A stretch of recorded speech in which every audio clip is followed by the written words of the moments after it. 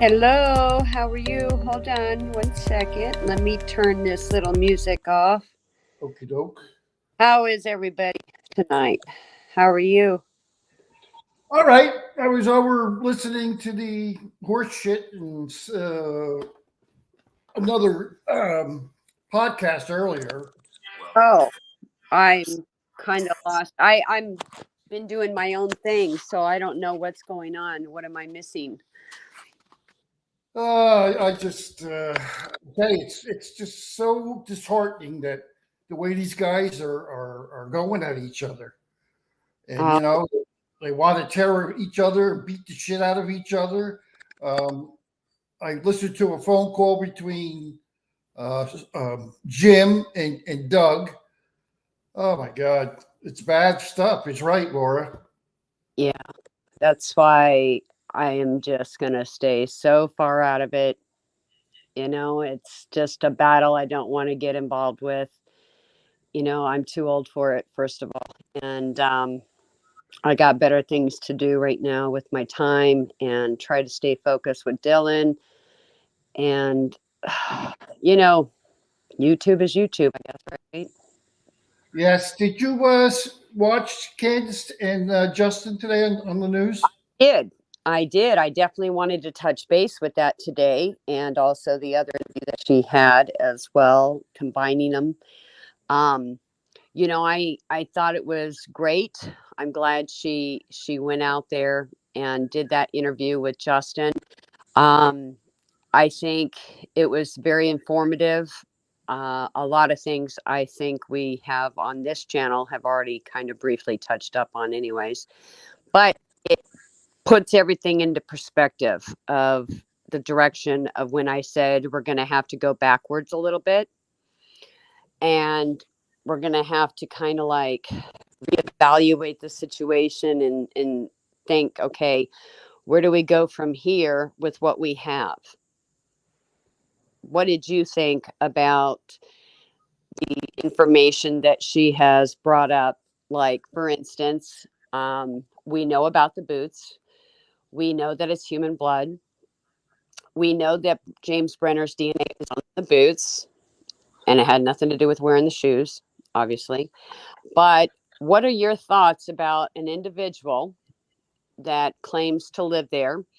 And of course, we know the circumstances behind that. And then he claims that he found the boots and he placed them by the shed. Then he turned around and he moved them by the dirt pile. What are your thoughts about that? Well, and then listening to Candace today saying, how he removed 4 garbage bags of something, which I Right. feel may have been Dylan's clothes. They may have gotten bloodied or something, and because Well, you don't know. well, I'll definitely touch up on that one too. But I wanted to start with the boots. So, what did Okay. you think about that? Um, yes, he took them off of Dylan, and Right. his DNA's on it.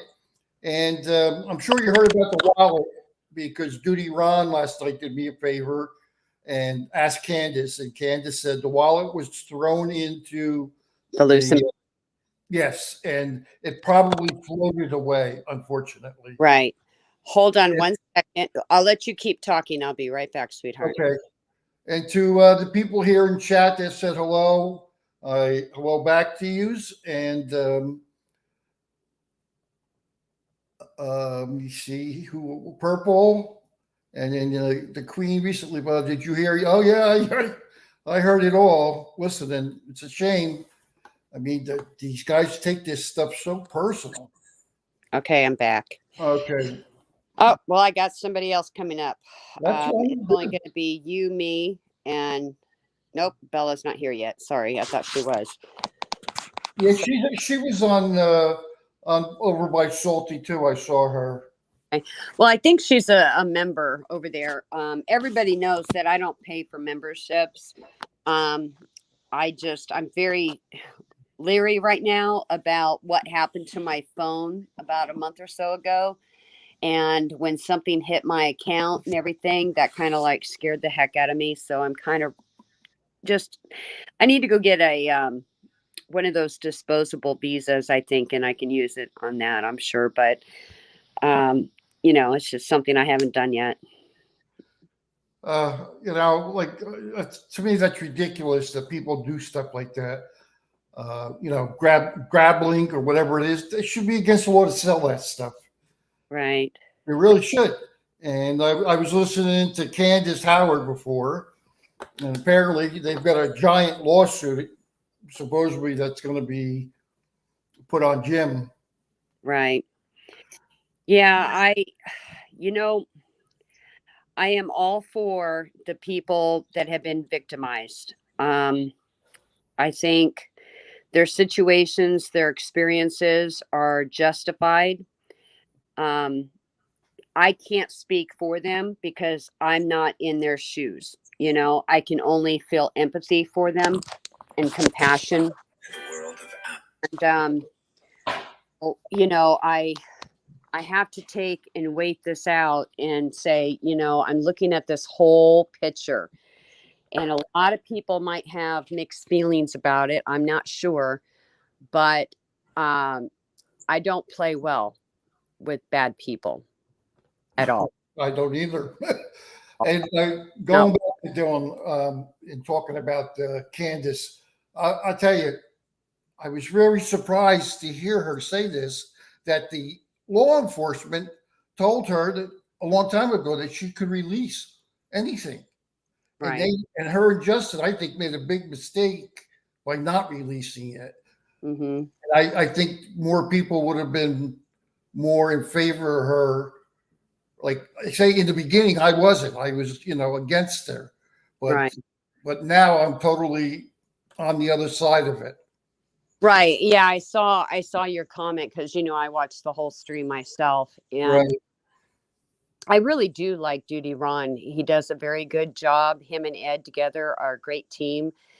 I love listening to their expert opinions, their suggestions. Um, the platform that they had was just perfect with the guests that they had, and I think it turned out to be a good support system for Candace Cooley. And it it's disheartening to know what Box Elder County is doing to this family and to Dylan Rounds himself, because obviously we know he's the victim. He's the number one victim out of this whole entire thing. And then to victimize the victim again by victimizing the family is like threefold over. Why? Why is it needed? And you are a supportive figure of law enforcement. I'm a supportive figure of law enforcement as well. But when we see corruption, we call it. Exactly. And let me tell you, Box Elder, they're going to get sued. And I agree. Last night, there's got to be an independent study of what's with that department. Right. Yeah. I'm telling you, these small towns, Bob, are just getting away with shit they've been getting away with for years. And people are comfortable, they're complacent, and they're in their own ways. It's like the good old boy system. You know how that works. And in the West, it is like that also. And I have witnessed it. I have seen it myself, how these players work. They don't follow up with thorough investigations. It's one hand shaking the other, or who went to school with somebody and they get away with that or this. And I mean, it just goes on and on and on. And in this situation, so much evidence has been lost as a result of incompetence, misjudgment, poor leadership, and downright stupidity. Downright stupidity. And, when you've got a mom saying there's, the gun was cleaned out, I agreed with Ed immediately. I know with stuff that I have learned along my way that there is some ways where people think that they can use certain chemicals and solvents and they think they can wipe something clean and get everything off.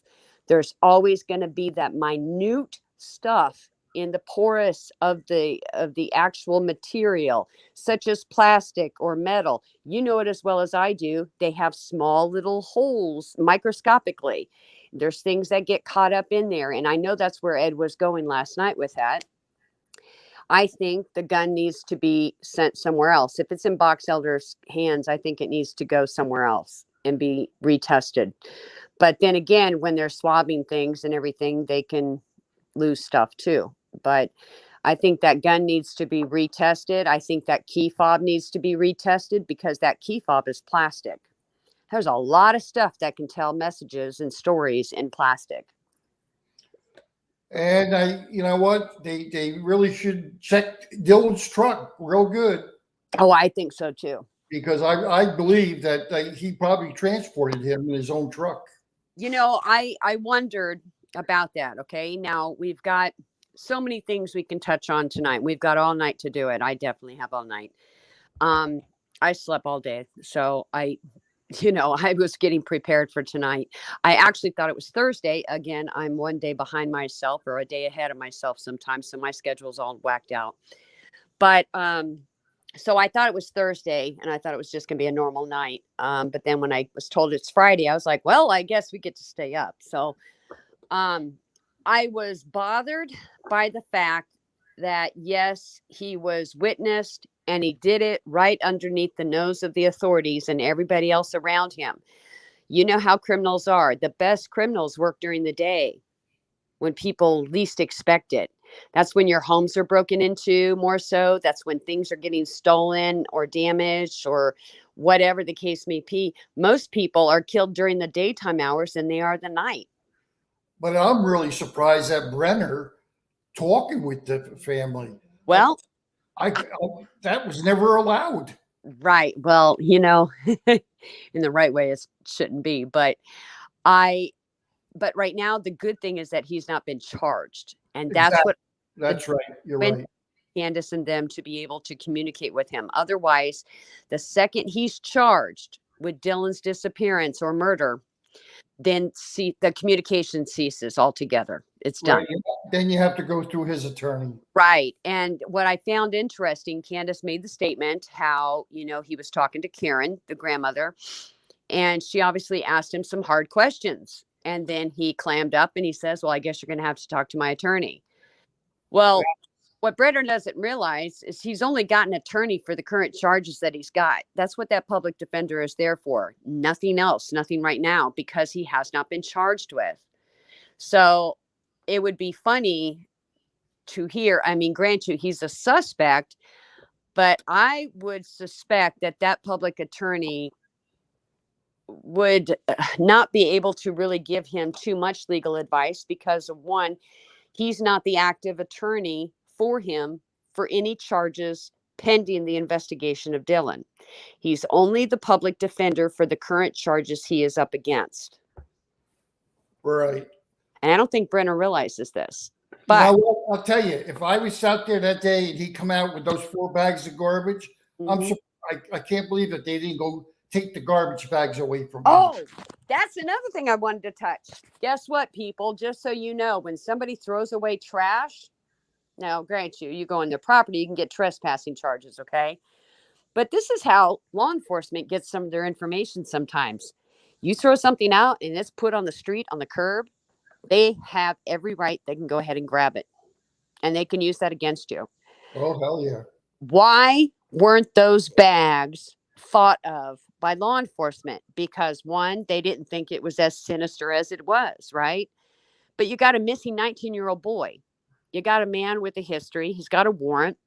They didn't exercise it, and they should have. I think they had every legal right to do that, but they didn't. They can go ahead and play this little card or COVID, COVID, COVID, COVID. I'm so sick and tired of hearing about COVID, how they want to restrict this and tell you not to do this, but it's okay to do this and not that. I mean, come on. They should have arrested him on his warrant. It was justified. And then to see him cleaning up and having 4 bags of trash, Candace made a very valid point. One, you got all these beer cans and all this other crap trash around, but you just so happen to have 4 collective bags. And it had to have had more than just regular trash from his travel trailer. Okay. And grant you, people out in the desert, sometimes they'll go ahead and throw their cans out on the ground and they'll pick them all up and recycle them for chump change. Okay. So I wouldn't, and you can't burn cans because you're not going to get no money if you burn them and stuff. So that's out of the equation. But she also mentioned that it was either Don and him either took the bags to the trash.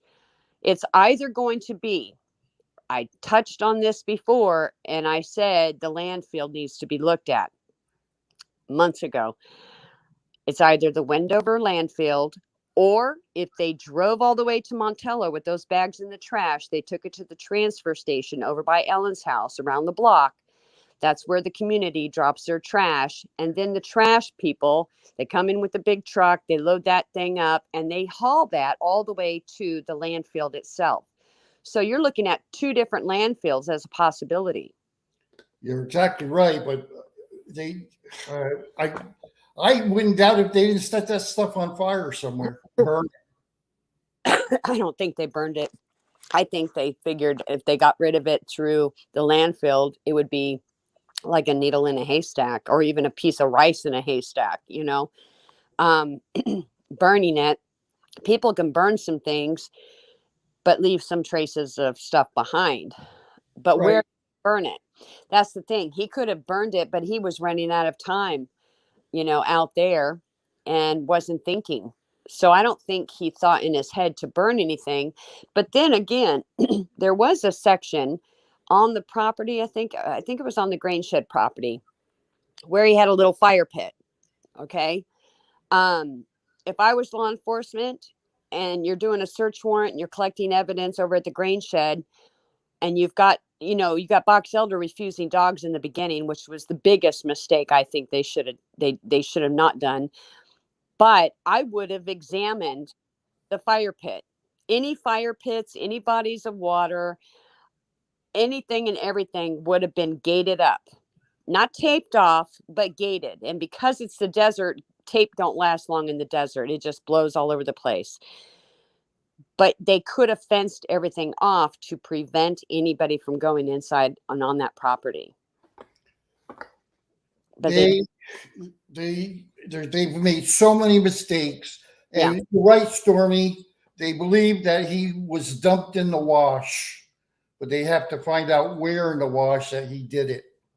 Well, that's another thing. Okay, she talked about the horse, how Brenner was walking the horse. And then let the horse go. Well, at the train tracks, of course, the horse obviously caught up into some muddy waters, and they saw the tracks there. They see the tracks of the horse going one direction. They see Brenner's tracks going in another direction. My question was it visible to see the tracks on the other side of the train? Okay. Because that would give you definitely the wash direction. But if the track stopped at the train tracks, think about this, everybody. What if there was a train? What if it was sitting still? I don't think trains stop there. I think because first of all, that's a road that can't be closed, for the train. Right. They have to keep that road open. That's an emergency exit for those people. So I don't think the train was stopped at all. Well, it just went through.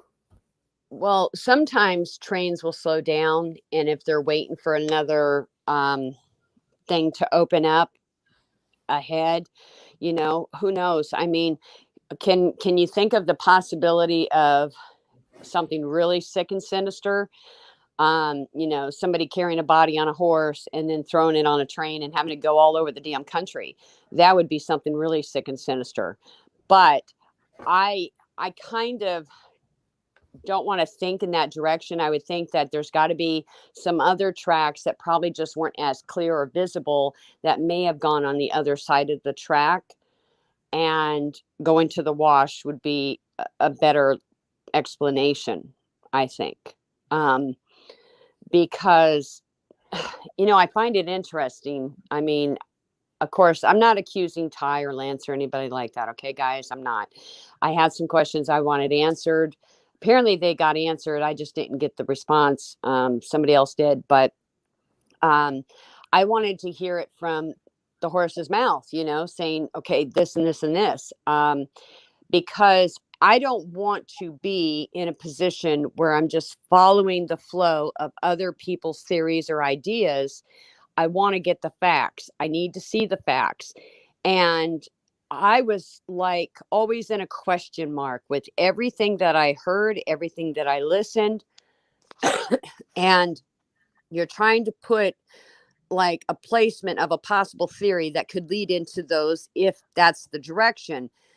But some things were telling me deep inside that something wasn't adding up.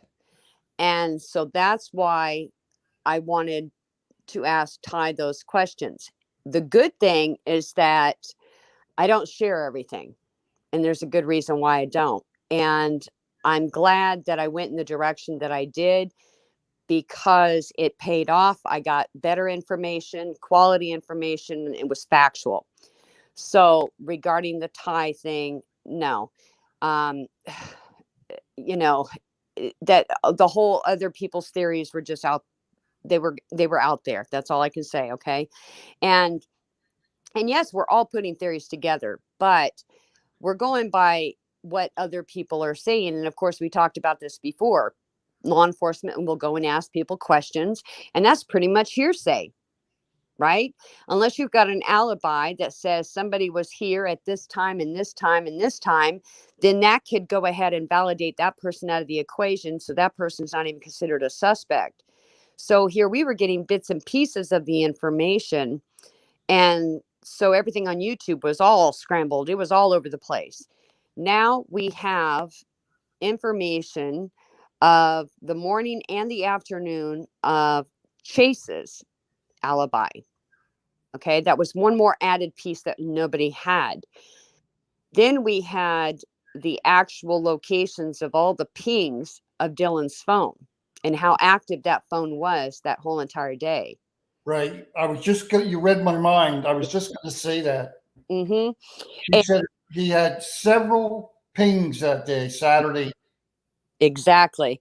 And so it makes sense. And then you've got this guy calling, trying to get a hold of the family. I had said this the other day. I said, I wonder what his reasons are, because could he be a real man and feel like shit and his conscience ate up to him, and he's just wanting to man up and talk man to man to the father and say, look, this is what happened. I'm sorry I did this. That would be the honorable thing to do. Accidents happen. People snap. People get, they lose control and things happen, right? But Absolutely. to not have a body is another thing. And so I was hoping and praying all night long, you guys, that this guy was going to do the right thing. But what he came back with was he's trying to revert it to somebody else. And then, Bob, I thought about this. Remember back in a while ago how Kurt offered to bail him out? Kurt thinks he's being set up. Oh yeah. Okay. Now, I don't know why I thought of this, but I wondered if anybody else has also been called from him, because all of a sudden Chase's name being brought into it. You're right. How would he know anything about that? True. You know?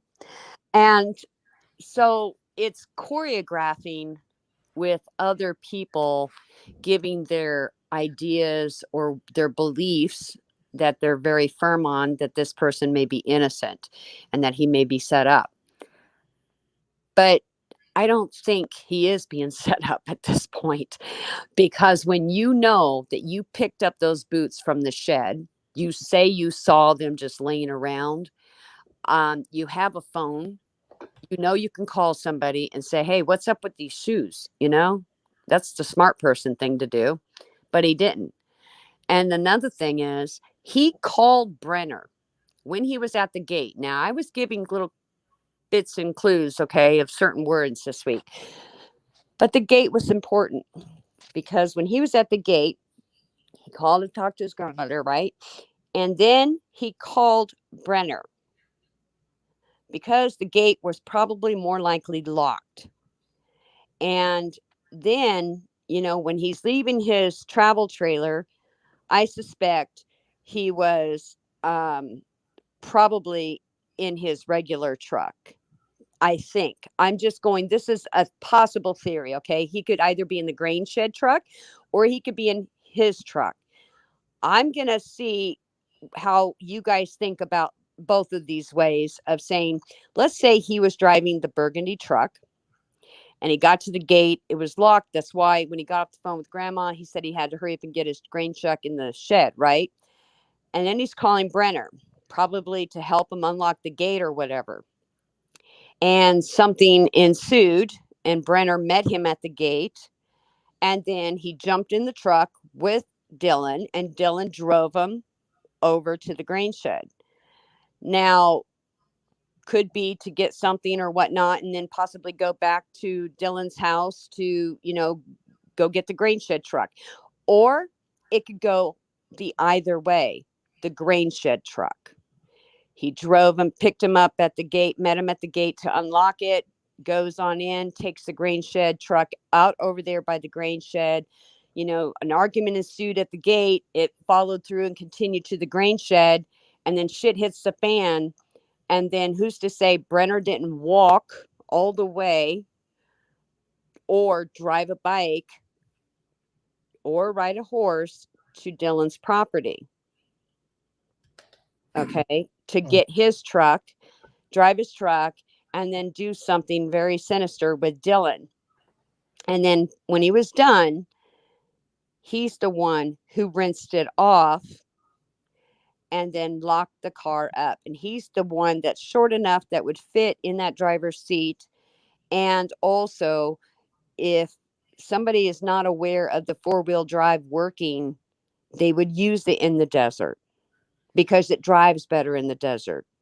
Yeah, but let me say this. Brenner had to know that four-wheel drive didn't work, living right next to Dylan. No, not necessarily. Well, everybody knew it, like Kurt knew it. So I'm sure he might have shared that with Brendan too. I don't think Kurt knew it. I think Kurt found that out after Candace had made a statements about that. She said that early on that the four-wheel drive wasn't working. Yeah. I thought Kurt said it though, that he had the transmission, or maybe it was Candace now I think about it, that he had the transmission replaced and it still didn't work.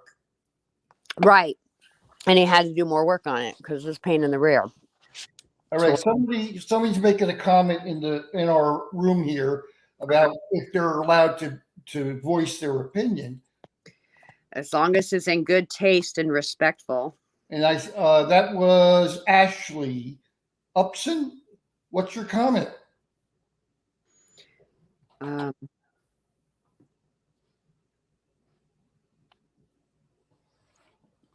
trying to look here. I'm kind of. There she is.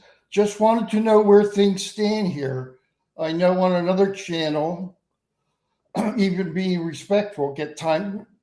Actually, fine here. Shack Lady doesn't really time anybody out. Right. I've had to a few times with people, but I'm not excessive. And I don't have any mods that I know of right now. And I have a good chat room. A lot of people have been very respectful. And so if you have a question or an opinion, you're more than welcome to share it. That's what this channel is designed for. As long as it's not in a hostile manner, degrading, insulting, derogatory, we're good. I think what I'll do to help you out with this, Shack Lady, with the chat, I know you use your phone, don't look at it. So Right. if I see somebody make a comment or a question, I'll try to ask it for them. Gotcha.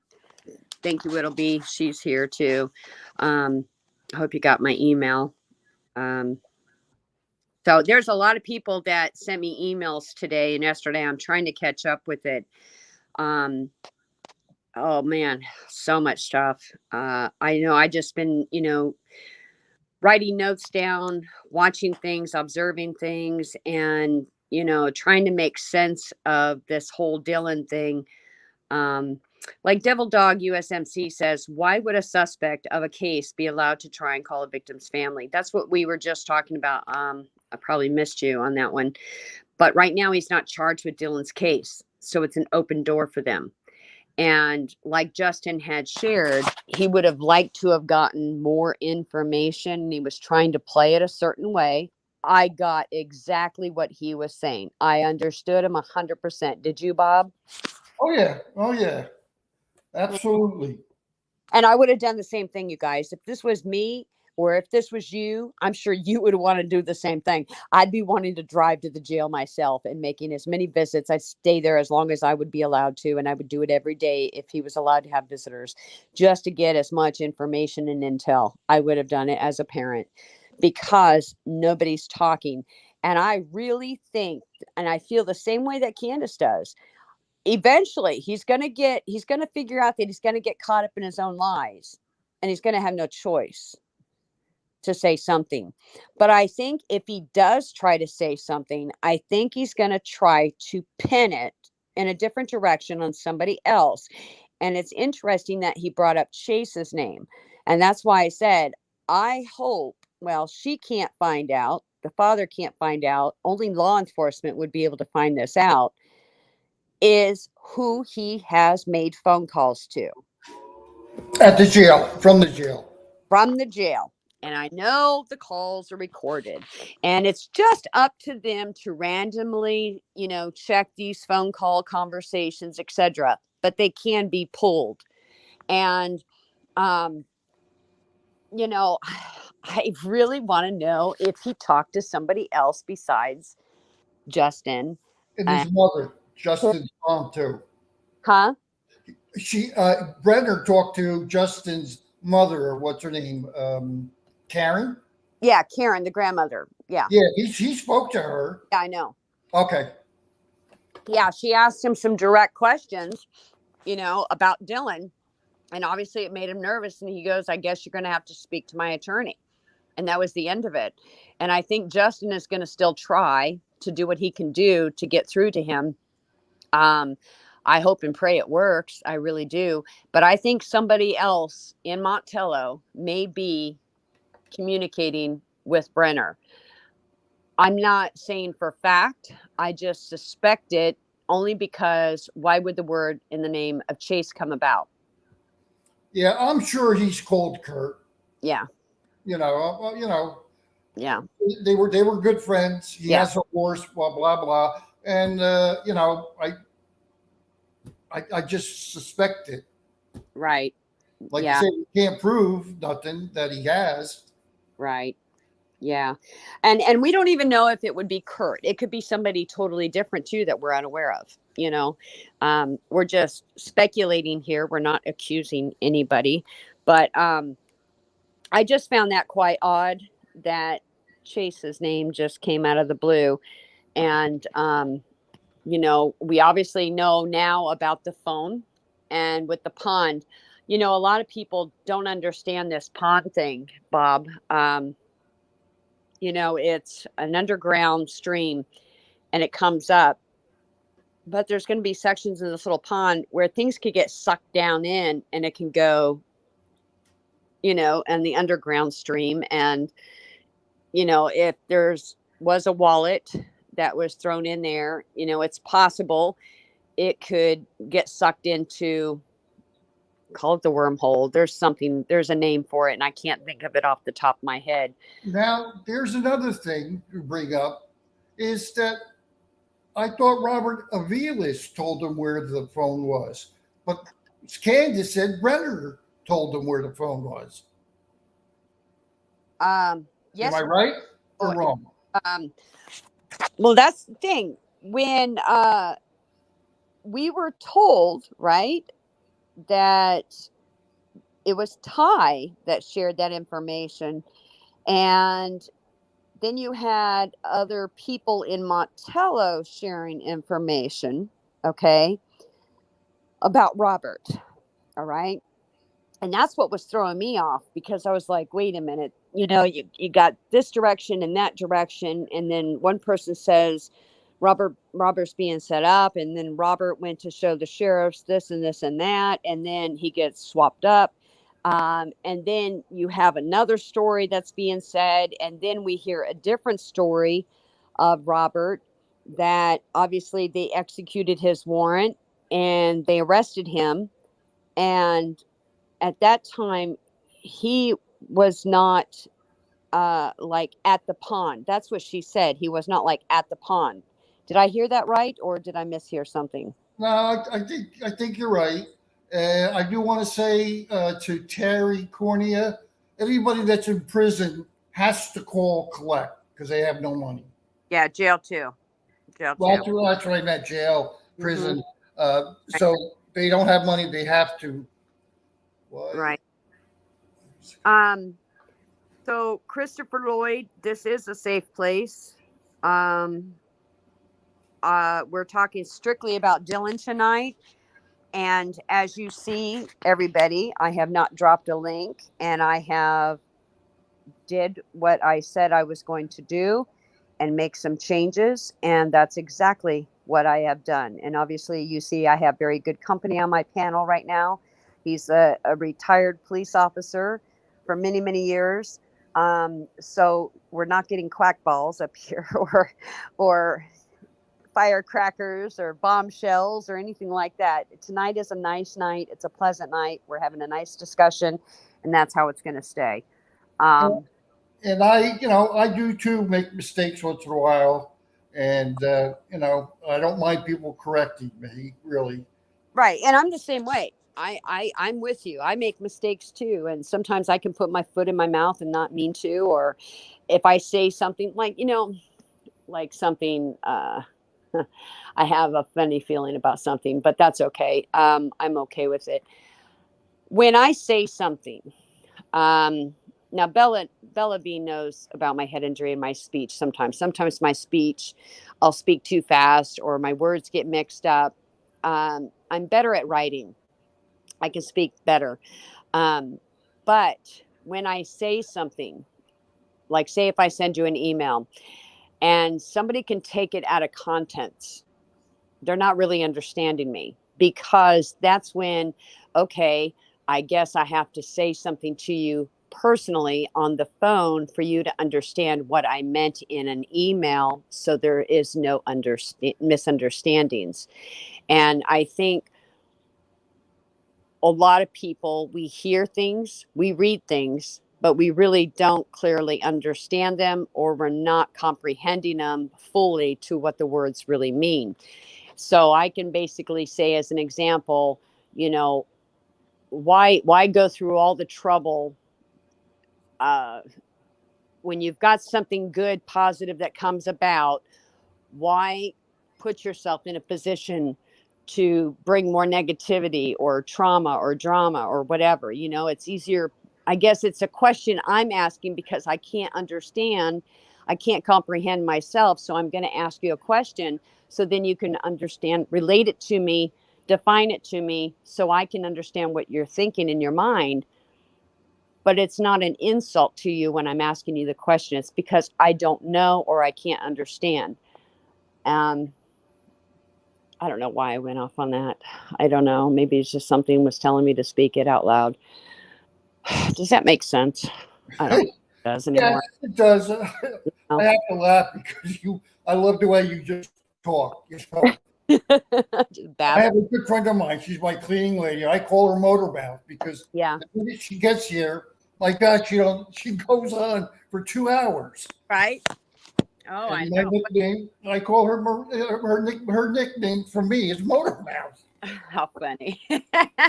Okay, now there's a couple other people I think want some questions about Don H. If you want to say Yeah, go anything, for it. Let's answer them. go ahead. Who was that wanted? 1 second. I think it was the Marine guy. Might have been. Oh, USMC? Just call him Marine. Oh no, I'm sorry, Tom Evans. Tom Evans? Okay. Yeah, if you have a question, Tom, throw it at us. Well, Tom says, I have thought about the train. I looked at a train today and thought, no way, there is no place to put a body. You're right. And it would be very challenging, I think, depending on what's connected. Right, and there was another lady, just something. She said that sometimes the train blocks streets for 20 minutes by her. Okay, go real slow. But like I say, those trains I think are all enclosed. I don't think there's anything open on them that you could throw something at. Sometimes there is. Sometimes there's cargo boxes that have doors. I mean, believe it or not, you guys, my son told me he did this with one of his best friends, and I about flipped a bitch on it. When my son says, Mom, he always wanted to train hop. He thought that was really cool. I guess he saw some videos or something about people doing it. So my son and his best friend did the hobo thing, and they hitchhiked on a train. Oh God. Scared the hell out of me when he tells me this story, right? And he's like, it was actually pretty fun, Mom, but yeah, there's a lot of crazy people out there. I'm like, oh my Lord. This is why my kid scares me to death, okay? He's just an adventurous soul, you know? I mean, he's the kind that will jump off of rubber bands and airplanes and climb the dangerous mountains, you know? He's one of those you got to put, you just wish you could just put him in a rubber suit and keep him at home because, you know, he does crazy adrenaline stuff, you know? Um, Yeah, I'll give him a lot of credit though. I wouldn't do it. I know I wouldn't either. And I mean, hell, I haven't even been on a damn train, you know? I mean, a little train when I was a kid at the parks and stuff, but not the maid trains. My grandmother used to travel trains all the time. But you know, I told him, I said, that shit is not safe. It's very, very dangerous. And there's people, you know, that do it still to this day. It's not an old thing back in the past. It's still a common practice. And you get a lot of these young kids that are doing it. I know. All right, let me answer Tom Evans real quick. Tom, uh, Don took a lie detector test. Yes, The FBI gave him, and he passed it. And right, no, he has not moved yet. right. And see, this is where, you know, we kind of wonder, okay, Dawn passes, Brenner fails, Chase fails, Right. you know, and I, you know, I know that Candace had said something about Chase's phone pinging. You know, he's got an alibi. He was seen on camera. It's great that he was seen on camera in the afternoon and in the morning around 7 o'clock. Um, He was having breakfast. right. Yes. Now So, this lady, sorry, but this lady Terry wanted to know if the railroad keeps track if any trains were stopped on Saturday or Sunday that they could have put the body on the train. right. If the trains were stopped. And I'm sure, no doubtedly, that the family has already looked into this or has law enforcement looking into this, you know, just to make sure that that's not a probability, you know. Um, and I know somebody said that would probably be easy. And where I was going with the hobo thing, it would be to a degree. Sometimes it wouldn't, because remember, I had a very good friend that his father used to work for the trains, and they do have people that inspect the cargo in the cars, okay? But sometimes they'll have X amount of ones that are empty on purpose just for the balance, you Right. know, it. And you know, if they don't see it open, they won't bother to look in it. You know, they just make sure everything is Uh, one answer to Topher. The FBI administered Chase a lie detector test, and he failed it. wait, what? A lie detector test for Chase, he Uh-huh. failed it. He failed, Right. and somebody asked if he failed it, and yes, he did, Yeah, he did fail it. and it was confirmed by the FBI. Topher. Right. Um, and see, that's what kind of bothers me. You know, I talked about the burner phones. You Yes. know, a lot of gangs will use burner phones and they know how to take the SIM card and the battery out, and it's a dead phone. As long as they don't add any apps on their phone, they're good. If they just use it just to exchange back and forth calls, that's it. It's easy to not be really traced as well. But law enforcement has ways to, get information if they use certain numbers and stuff like that. That's another loop. But for the pinging loops, it would be easy to take that phone apart, put yourself in a position where you want to be, and then put your stuff back together, and then it gets turned on again. Okay. Now, Stormy has a question for you. Maybe Don drove Brenner to drop off the trash, didn't realize until after Dylan was missing that Brenner could have put Dylan in the trash bags. But I think they were small paper garbage bags. I don't think they were big ones. I think they're And probably then, let the me tell you, if he cut Dylan's body up, that place would have been full uh, of human blood, bodily fluids. right. I don't, well, how do we know? We don't know. But you're right. There would be so much evidence. Let me tell you, there would be blood splatter up on the eaves of that building if he did it. Right. Yeah. If he took a body apart and everything, it would be all over the place, not in just one spot. You're welcome, Stormy. Yeah, there was definitely evidence in the shed, you guys. And obviously the mother doesn't want to talk about it.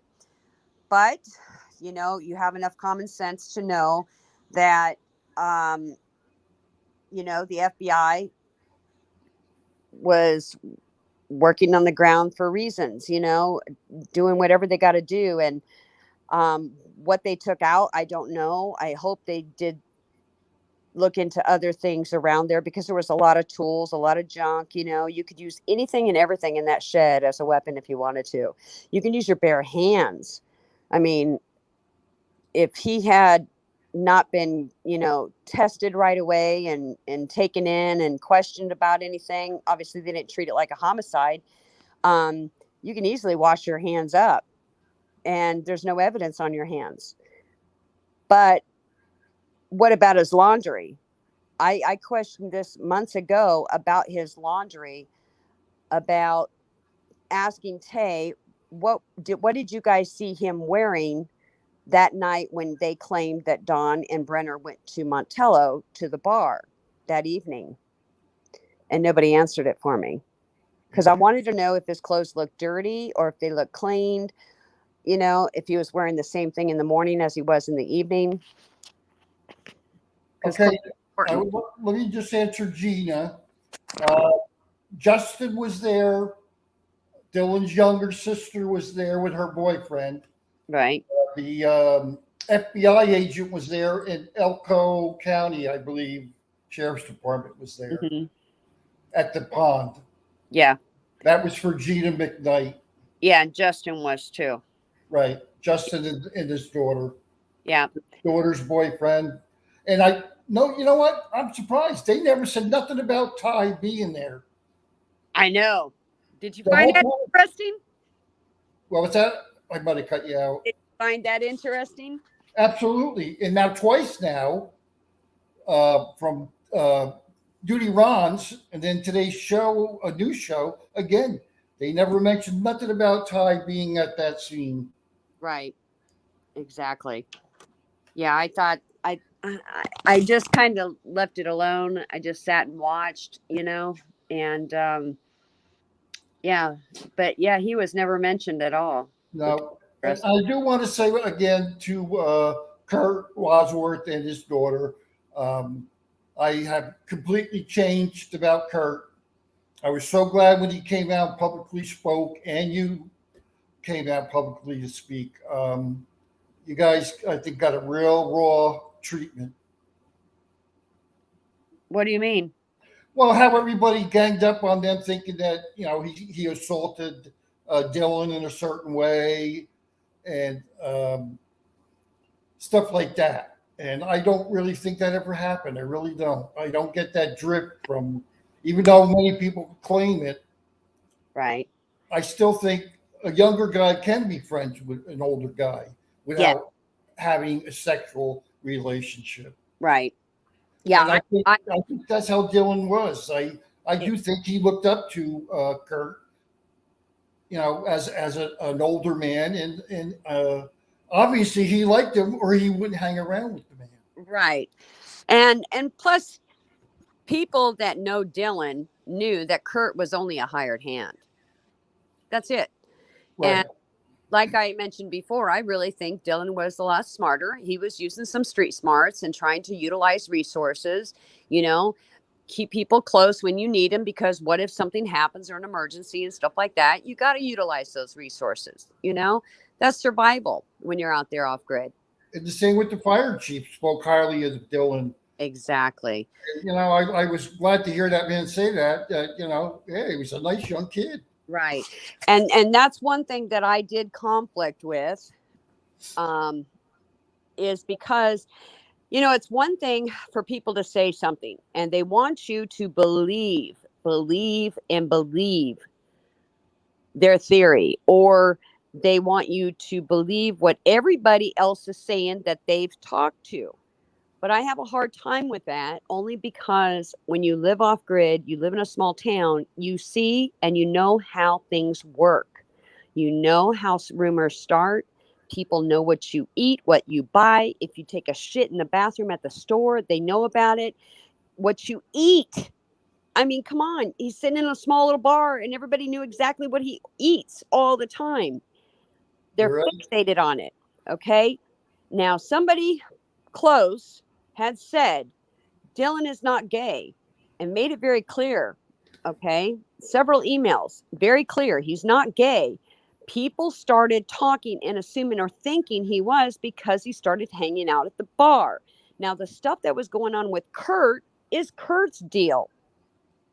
Now, what upset me was months ago, you had the lady at Justin's work, okay? And then they were talking amongst themselves, whatever, and, that was disturbing. I remember that phone call very clearly. And if I was Justin, I would have terminated her, because she's not there to talk about his personal affairs. That's conflict of interest. I would have fired somebody if they were working for me running their mouth. That's just my opinion. But people were forgetting that, yes, he's got a background with religion with his family. It's his preference, his choice if he wasn't going to be active or not. But he still has some good morals instilled in this kid. He's got hard ethics, worth ethics, and he was focused. And regardless of anybody's family affairs that go on in their closed doors, everybody has kids. And we know that there's some good days and there's some bad days. And, kids can rebel. They go through puberty. You go through personality changes, men, especially when you have your firstborn and he's a boy, right? Well, at that point, when he goes through the puberty changes and he's growing up and he's learning how to become a young man, it sometimes could conflict with a father or even a mother figure. If you come from a single home, it's going to be a mother figure, right? They're trying to exhibit their own personality. And sometimes in families, whether you're married or single parent, you're going to have a kid that's going to experience that in some form or fashion. It might be mild, it might be medium, it might be severe. And parents sometimes can overreact. They can react heavy, they can react light, but it doesn't mean that this person is coming from a really hardcore abusive home or whatnot. It could be just something happened and occurred and it got a little carried away. Something happened. It's no big deal. But it wasn't the end of the life, and it didn't terminate the relationship that his father or him had, didn't terminate a relationship with his mother. He still had a relationship with both. But Dylan was becoming his own person, his own man. And I really believe that Dylan was very focused on getting his career and doing what he wanted to do with his farming and getting his life secure and situated before he thought about, venturing off into a relationship with somebody. I really think that that's how he was, because I know my younger son is like that. Right. I really think that Grandpa helped him a lot to I do. grow. I do too. I agree. I think he had a really good role model. I think his grandparents were wonderful. Um, and regardless of what religion they are, I think it's very beneficial in all families to have some. I don't care where you come from in your neck of the woods. Religion is always helpful. Um, and I think that's what made him the way he was as a person, having a nice personality, easy to get along with, hardworking, smiles at people.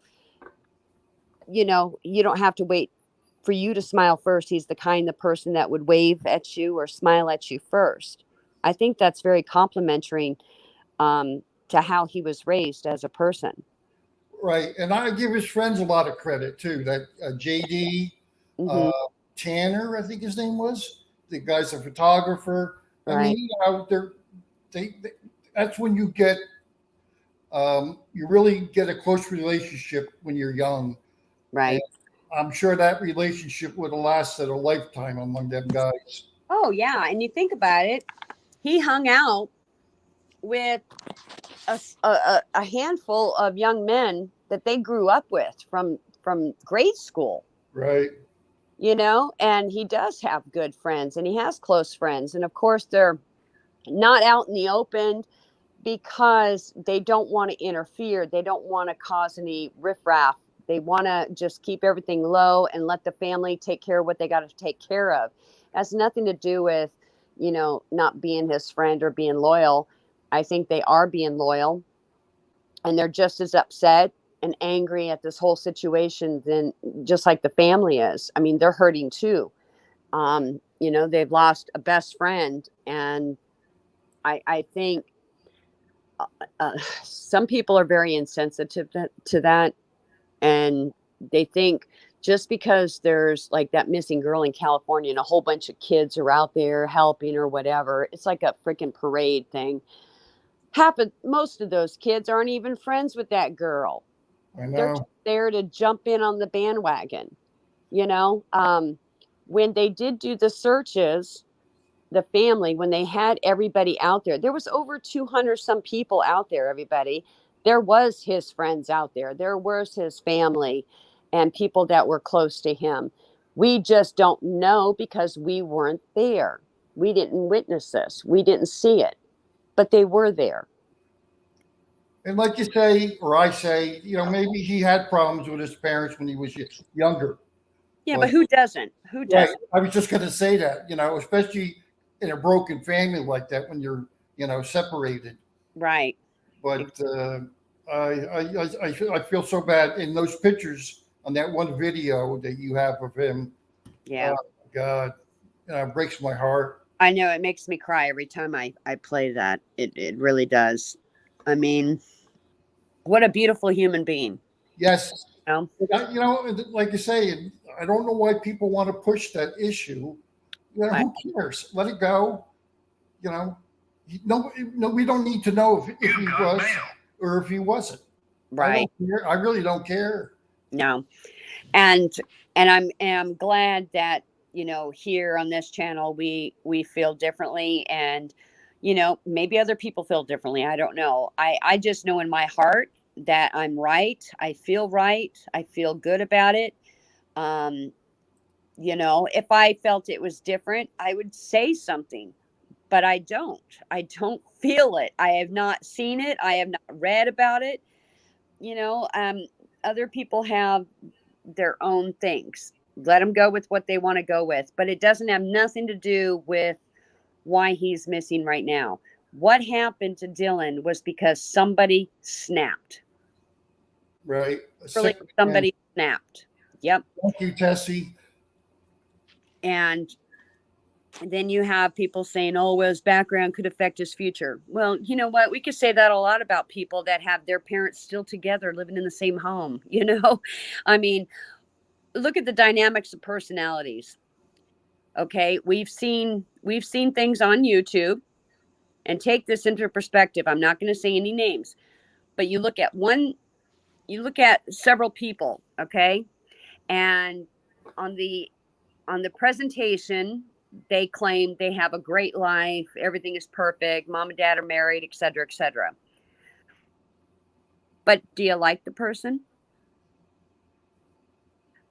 And thing can go, here you got a kid, so what? His parents are divorced, they moved on, they married, and they continued their life, and had a relationship because they have children together. They made things work. But how did the kid turn out? He turned out pretty damn good, if you ask me. Oh, absolutely. you know and sometimes what I have seen through my life is the ones that live in the glass houses are usually the ones that are more screwed They're the, up. they're the ones that throw the rocks. Yes, yes. And I do want to make a comment here, and I had made this comment on Salties a long time ago, that if his parents or the school starts a foundation in his name, that I would make $1,000 donation in his honor. Right. Well, I don't think they're going to do that in the school. Okay. What they did want now, okay, then that's another thing I wanted to address, because when I had that one show, um, you know, I got emails afterwards. Okay. And I responded, and I also said on my stream that I would try to personally reach out to Candace, and I did so. And so I asked her, if it would be okay to start a fundraiser on this behalf, and that we've got people that are willing to donate. She said she would get back with me, talk to Justin about it, and they did. They came back and they texted me back, and they decided that at this time they would like everybody to donate to the EquiSearch Midwest. And if you could donate at least $3, if each person can donate $3 to EquiSearch Midwest, it could help them tremendously try to get some more technology that's coming out, the new stuff, the good stuff, to help even Candace right now with Dylan's search and other families. And if you can donate more than $3, it's highly appreciated, because this organization has actually done some serious good. And I mean, if it wasn't for them, Heavy D wouldn't be out there operating the drone. The mother would still be searching and hoping and looking for help. And they're not charging the family for this whatsoever. I know, it's amazing. Yes, and I'm 100% supportive of EquiSearch, the one in Midwest. I think it's a great organization. That's why I made a little clip video. I don't know if I played it or not, but they are always looking for volunteers. If you have a good background, and you're willing to put the work into learning how to become a search and rescue or be a part of EquiSearch, they've got an opening, and I think it's wonderful. A lot of SARS groups only do it once or twice, and it's usually an invite, or you have to go through an application process. And if you've got any skills in the field, such as medicine, EMT, law enforcement, you're up there. It's an advantage because you can make a difference. And even civilians, all talents are welcomed. Hi, Mike. How are you? Sorry, I didn't. I just saw it. Let me say this. If I wish I was a little bit younger, I would join them. But I have diabetes, so Right. I mean, some days I'm all right. Some days don't bother me. Right. And that's the thing. Even if you couldn't volunteer, just participate, donating to a good cause, at least it's not being abused. It is not being used 100%. All proceeds are going exactly where they go. They are just a phenomenal organization. And that's a good place to say, hey, this is where your money is going, where the mouth is, and it's going to a good cause, and it's serving its purpose of finding people, whether alive or dead. They're doing it, and they've got a track record to run for it. So please go check out their website if you can, EquiSearch Midwest. $3. It's just a cup of coffee. I think all of us can spare that, and I don't do memberships on my channel. So if you want to do something for Dylan on behalf of his name, tell him you're donating in behalf of Dylan. And that would go a long way. Stormy wanted to know if the FBI checked out the horse, but I don't think the horse is around anymore. No, you know what? The horse is irrelevant, to be honest with you. And The also, horse. are you inviting any more to the panel? No, not right now. Okay, Mike, you'll have to wait. Brenner's horse, Kurt took it in, and Kurt sent it to his daughter, I believe, not Tay, but the other daughter. So they've been caring for the horse. Apparently, it got bit by a rattlesnake, and this story was shared on another channel. And it is a lame horse, pretty much in their eyes, they say. But you know, uh, that's where the horse is at. Now, grant you, there was another wild horse seen out in the desert in the early part, because I remember people were talking about it. There are wild horses that will run, but honestly, if the horse was not saddled up and they don't have the saddle, anybody can sit there and bring you a saddle and say, "Oh yeah, this is the saddle." It would defeat the purpose because it wasn't seen at the time. Yeah. Kind of one of those lost things. I just want to make a couple of comments of people in the audience. I saw that about Lance saying he found bones, but I think that's kind of stupid. Well, yeah, I do, and I kind of, I saw somebody posted something like that, trying to reach out and ask people if they can help, if they know anything, if they're legit or whatever. The best thing they should do is, one, call law enforcement. You don't sit there and post a little wanted sign for somebody to help identify bones. Um, it's very easy to identify whether it's human or animal. But if you're inexperienced with that, of course, that would make you question it. I'd say highly recommend them call law enforcement and have them look into it. I wouldn't touch it. I wouldn't go near it. I would GPS it, take a picture of it, and send it in. That's all I would do. I want to just make one quick comment that has nothing to do with Dylan. It's about another case that's well known. It has to do with the Parkland people. I cannot believe they gave that kid life in prison. That kid needed to be put to death. You know who I'm talking about? Oh, which is that the kid? The ones in Florida where he shot the 17 people. Oh, yeah. The jury gave him life in prison, but they're wrong. That boy should have been sentenced to death. But that's all on that. We'll go back to Dylan. Yeah, that one, that's a sad, unfortunate story about that kid. And you wonder what was going on in his head at the time. Kids are nuts today. Yeah, I know. Well, they're desensitized is the problem. And they watch too many video games and everything's electronic, and they lack compassion and empathy. Their social skills are kind of diminished.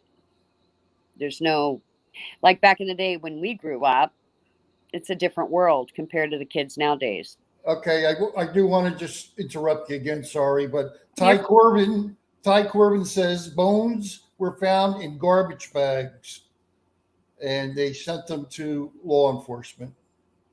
Really? Yeah, I didn't know they were found in garbage bags. The way Lance said it sounded stupid. I'm sorry. If he had said I found a bag of bones, well, that's a different story. So sorry about that, Lance. I give you an apology. I'm glad that you came up and you told us, because now if it's in garbage bags, that's concerning. I hope you guys didn't touch them at all and took pictures, called them right away and told them to come out there. I would have done that. I definitely would not have touched it at all. And sometimes people throw animals in bags. It's Dogs, cats. Yeah, they throw animals away, especially if dogs have died of parvo. They'll put them in plastic bags. But just to dump them out in the desert is ridiculous. But you know what? It's common in Arizona, big time. I had a ranch by the reservation, and they tore it down, of course, because the freeway that got built. But people would on the reservation would dump their stuff all over this one road, and there was a lot of animals that were dead. And parvo was a big thing out there, and it's unfortunate that people do that because it makes you mad. Oh my God! Speaking of parvo, I used to watch a lot of shows of Alaska, and the guy that was raising dogs when they die, the puppies, they throw them right in the river. Right, Disgusting. definitely. Um, Ty, would you like to come on the panel and talk? You're more than welcome to. As you see, the mode and the channel is very calm, and it's going to stay that way. Nobody else will be coming on the panel, so I just figured I'd ask you if you'd like to. You're more than welcome to. Um, I'd love to hear what you would like to say in regards to the interviews, um, because you're out there. So just let me know yes or no. But you'll be fine. You won't be attacked here. Um, check See, drinking the poison the others are serving. Come up and chat. You're right. No, I'm not. No, I'm a thinker myself, you guys. Um, I, this is the way a chat room should be. yeah, and this You is how it know, you be. talk normal, sensible. Yeah, once in a while we both disagree on things, Right. but that's part of life. And we've talked on the phone for hours about stuff. Yeah.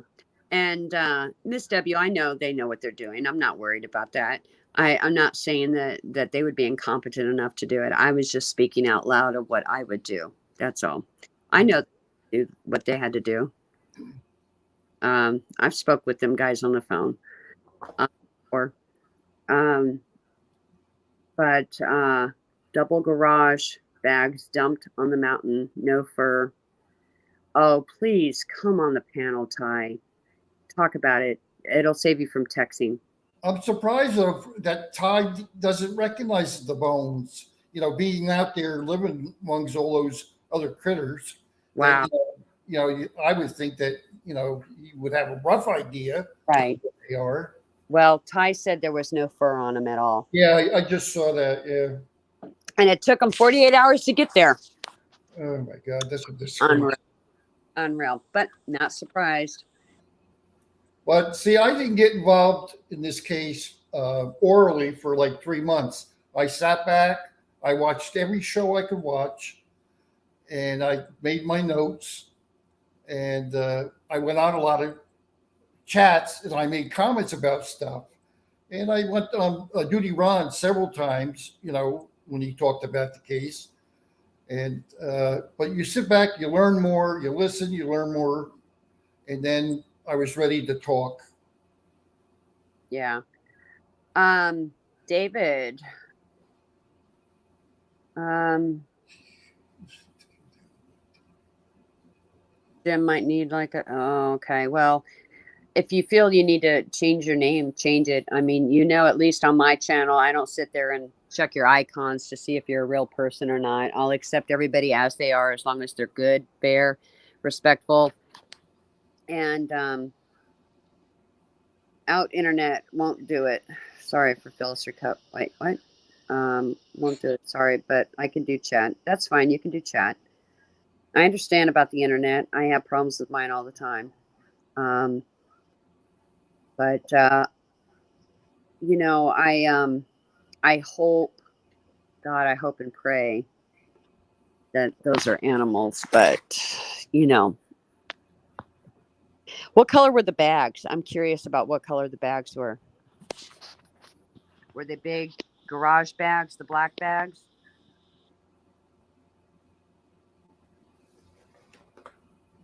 I believe that's the real Ty making the I, comments. Some people are questioning it, but yeah, I'm sure I'm sure it's him.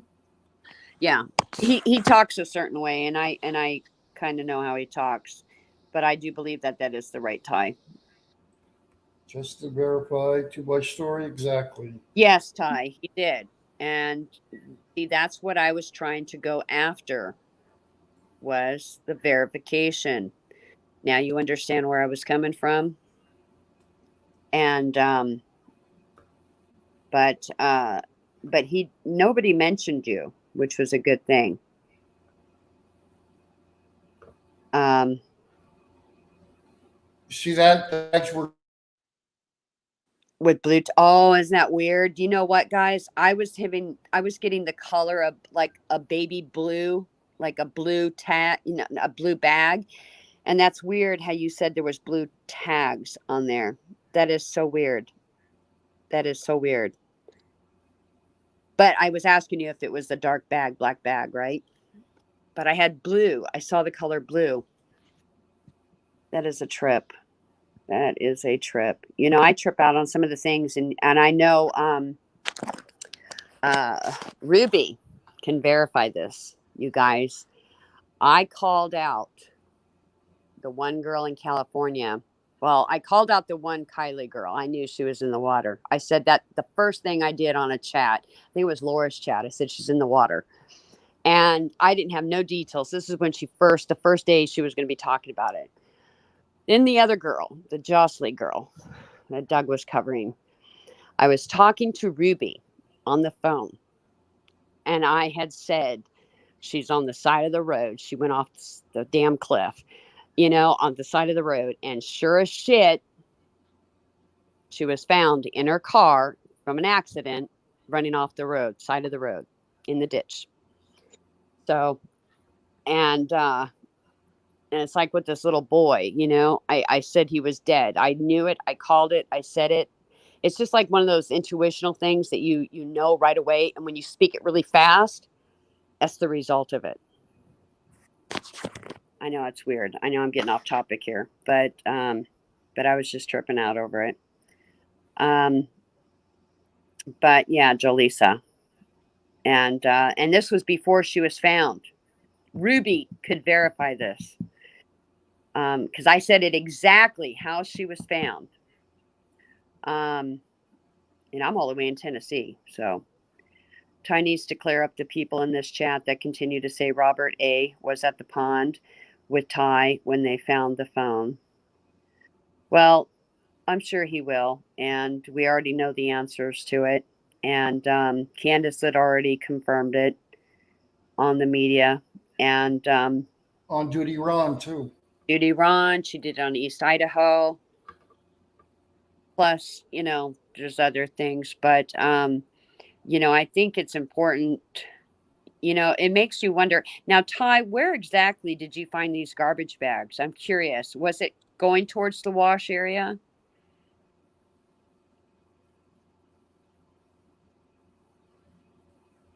Um, Uh-oh, we gotta block that one. yeah.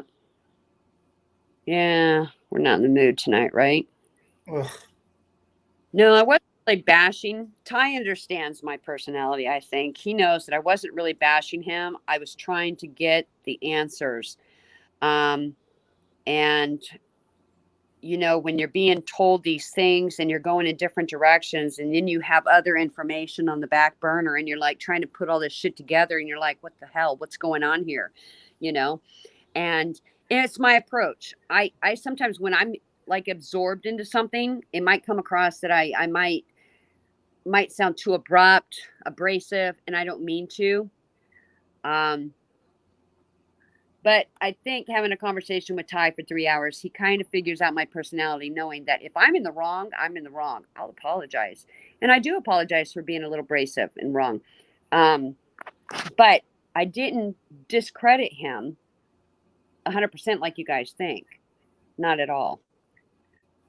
But I just wanted to get the answers. I wanted everything to make sense in my head So Lance spotted the trash bags down the hill from a trail on Bald Eagle Mountain. The trail was for vehicles. Ty, did police come out? Yes, they did. 48 hours, he said. Do you think, Ty, in your opinion, that all four of these bags had the same type of stuff in them? Or was it mixed with other trash things, do you think?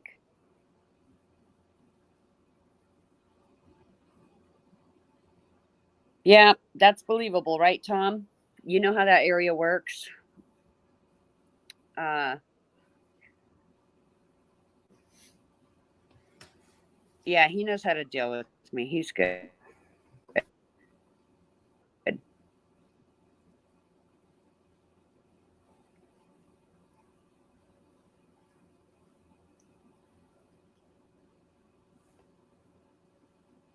He's fine. He don't take nothing personal. It is what it is.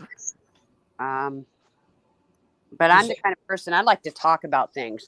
If there's a disagreement or misunderstanding, talk about it. That's the best way. And if I get more conversational with the subject or topic about something, that means I want resolution. oh my That's God, did you see what he said?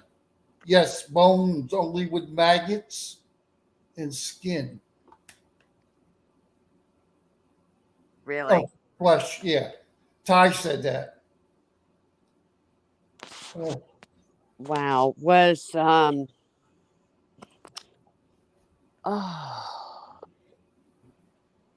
I don't think they're Dylan's bones either. I don't think he's decomposed that much. well, actually, you've seen the documentaries on the body farm, right? And Ed and then and the guest panels were talking about that one guy from uh, the one that had the shoulder surgery. Yes. Okay, I support his research and the research that they do. Because I always said, if I were to die, I would donate my body to go to the body farm, only because I think it's beneficial for science. I'm all for science, you guys, medicine and criminal. But like you said, they lacked enough science and research in the desert. Okay. And I think I made a comment about that and said, definitely, there needs to be more science in the desert, most definitely, because of the different elements in the desert, the the way things compost out there, decompose out there compared to like the Midwest or the East Coast. It's going to be different. You're going to have some acceleration in the desert depending on the type of year. Now, if you get in the summertime, now this was at the end of May, right? Yeah. It was warm, but it wasn't as hot. And Ty will know what I'm talking about because as June came around, the end of June, July, those were really hot months. And August is usually like the monsoon time for Arizona, and they get rains out there too. That desert is like a valley, and it's got a mixture of landscaping. So you've got your sage trees, then you go down the road, what, 5-10 miles, and you can hit, a mountain that has a totally different landscape. It's still rocky, it's still dirt and stuff, but it's not as, sandy or dried out like, like the salt beds or, the wash area. Um, it's going to be different. It changes as you go. And so I think you look at if somebody were to put something in a plastic bag um, in the desert, there's a way of how to make emergency water using a plastic bag. And it builds condensation on the inside. So whatever's in that bag is going to stay kind of moist if the weather changes, or if it gets really, really hot. Yeah, things will spoil, they get bad, they decompose, but there's going to be moisture that's going to condensate inside that bag. And when you have water, it can kind of alternate the temperature a little bit, I would think. I'm just thinking as like This would be a good science project to get into. I don't know. I'm a nerd when it comes to stuff like That guy was very good last night. Yeah, he was. Oh, I would love to hear more topics. Now, have you invited Candace on to your show? I did mention it to her, but I have to be respectful of the family, and there's always a right time and a right place for everything. Okay, and I understand that certain players could cause a conflict, and I'm trying to understand all this YouTube stuff and being respectful as well. Okay, because that was a question that was asked earlier. Yeah, If you had, yeah. and then Ty Corbin says animals had dug into the bags. So, in your personal opinion, Ty, do you think it was a human body in one piece? Did it look like a body and not an animal?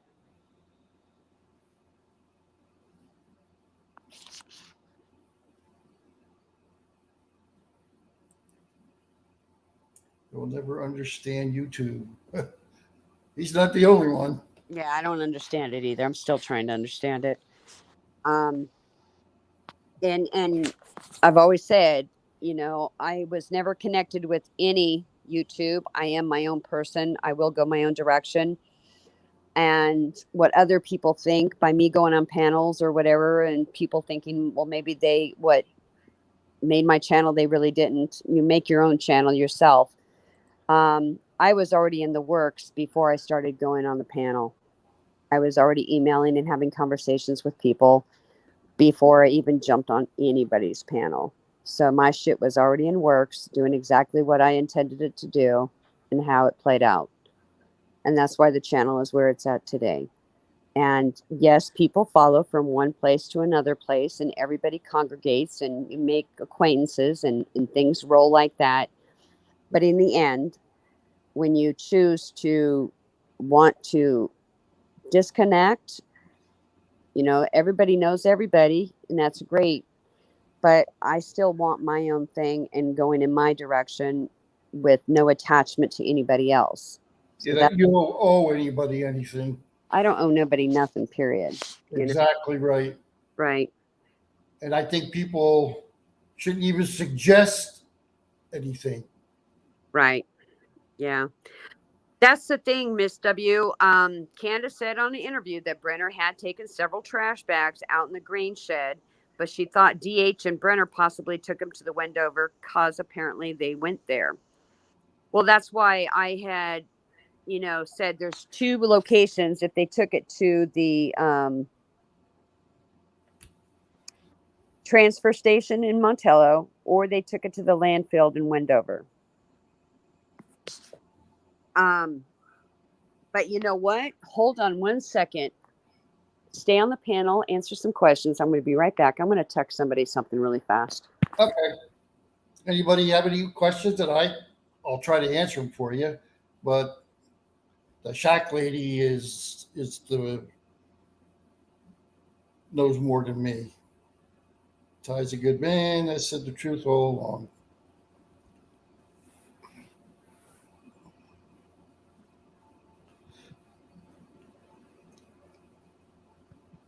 Mike's talk show. It's supposed to freeze this weekend.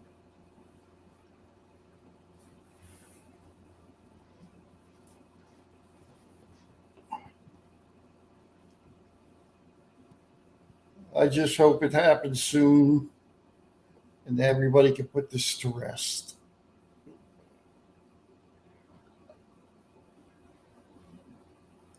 I worked in law enforcement for 27 years. I just a regular.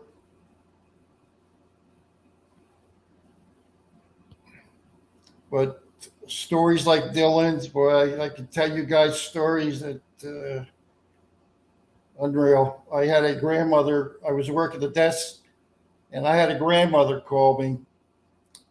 She was babysitting her 2-year-old baby, and it was a family we had a lot of contact with for years, and the baby was handicapped, and she was requesting an ambulance for the baby because he's acting funny. I said, "What's he doing?" She said, "Well, he won't stop crying," and I threw him against the wall a couple times to get him to stop crying. I couldn't believe what she told me. Then she called me back like 10 times. Where's the ambulance? Where's the ambulance? She was convicted of murder. She went to jail for 5 years. And that poor little boy, you know, what a shame. I could tell you 100 other stories, but I'm back. okay. So yeah, I like your name, De-icer. That's cute. Um, I'll wait for a response. Now, Ty, tell me the weight of these bags. I'm curious to find out if they were in small. I know you said garbage bags. Were they full? Were they heavy looking? Flat? Small? I mean, big bags, but a small amount of stuff inside of it. I'm just curious.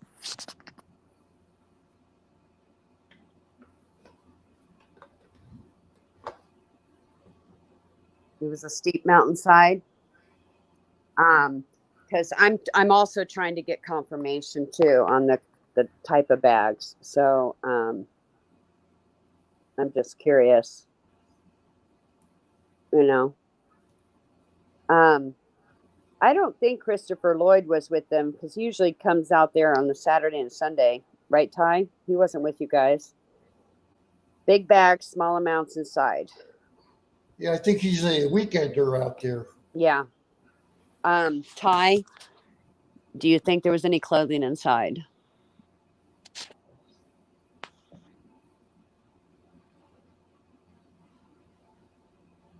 Do you think there was any clothing?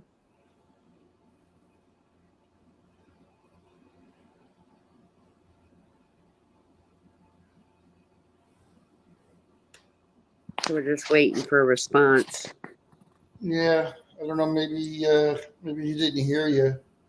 Ty, did you think or did it seem like there might have been any type of material?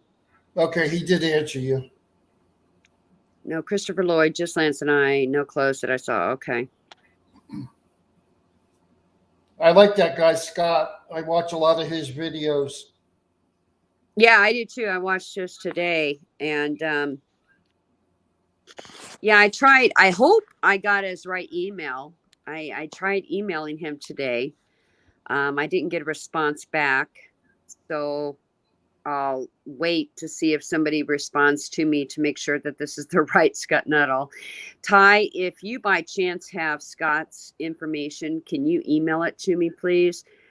Because I'm doing a turkey thing and I'd like to, you know, at appreciation for all of us and Dylan's family as well, provide them with a Thanksgiving meal. Because you know my channel doesn't take any money for Dylan at all whatsoever, but we're just going to do this Thanksgiving thing, hopefully for a member to win a turkey meal. Definitely offer Scott a meal as our way of saying thank you, we appreciate you, and then whatever's left over, we will donate the rest of it to buy turkeys for families in the community or like a soup kitchen where they can prepare them. I have no problem preparing turkeys and then bringing them in person to them. You see what Ty wrote? Yeah. Okay. Email me, write down my email, Ty, and if you can, um, when you email me, I'll give you a number to call me on. Okay. It's a good question, Mike. No idea. I know I had your phone number, Ty, and I know I could probably go through all my phone records and track it, but my phone contacts, my phone got hit and I was off the internet for like 3 days, lost all of my contacts. I mean, important contacts in my phone. My email got hacked, my account got hacked. Everything was just really crazy. So, um, just email me the number privately and I'll talk privately with you. Uh, those are two very brave Lance too, whether you like him or not. Lance has risked a lot searching. Oh, I know he has. Oh, I don't dog you guys. Trust me, I don't dog it. I just, you know, I mean, I appreciate you guys going out there too. I wish I was out there myself. And I planned on it. But then I was told by somebody important not to. So that's why I'm not. I think about Dylan in that $33,000 that he made working on other people's farms. Yeah, Boy, I'll tell you, that boy must have been a hard worker to earn that kind of money. definitely. My I mean, God. let me tell you, these guys in the circuit of farming and field working make some good money. And Alaska's the same way. My son has worked on potato fields, like Idaho farmer. He doesn't do spuds like the other people do, right? He does other. Right, I listened to that. Yeah, but my son, he has worked, and he told me, he says, "Mom, there's money. They take care of your house, and they provide you housing, and you get your paycheck. You're busting your butt, you're working hard." And because he would do it in between, because he has his job goes in different seasons, so he follows the work no differently than these farmers follow the work. They want to know where the hay's at, or they want to know which field can be tilled. um, they're going and doing jack of all trades of different things just to make that money go, just like construction, heavy equipment operator, the union work. Yeah, Union work I is, was surprised to hear of how much work he did delivering potatoes. I yeah, mean, that kid worked his butt off. right, right, yeah. And oh, Delphi, I'm not surprised he shared that with me, because he knows where my heart's at. I knows where my heart's at with Dylan.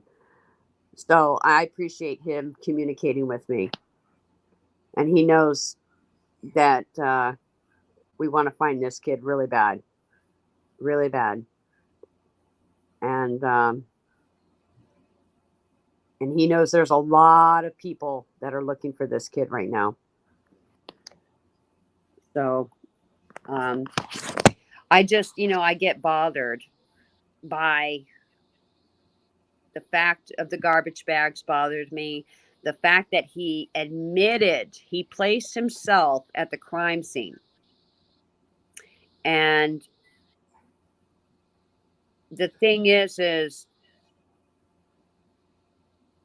there's always going to be stupid criminals out there that are going to say something really stupid. And I think Brenner's one of them.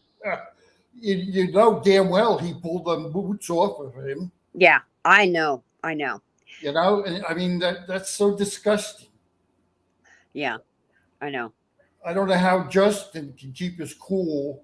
I mean, if I knew all that, I mean, they knew all this in the beginning. I would have went after Jim Brenner long time ago.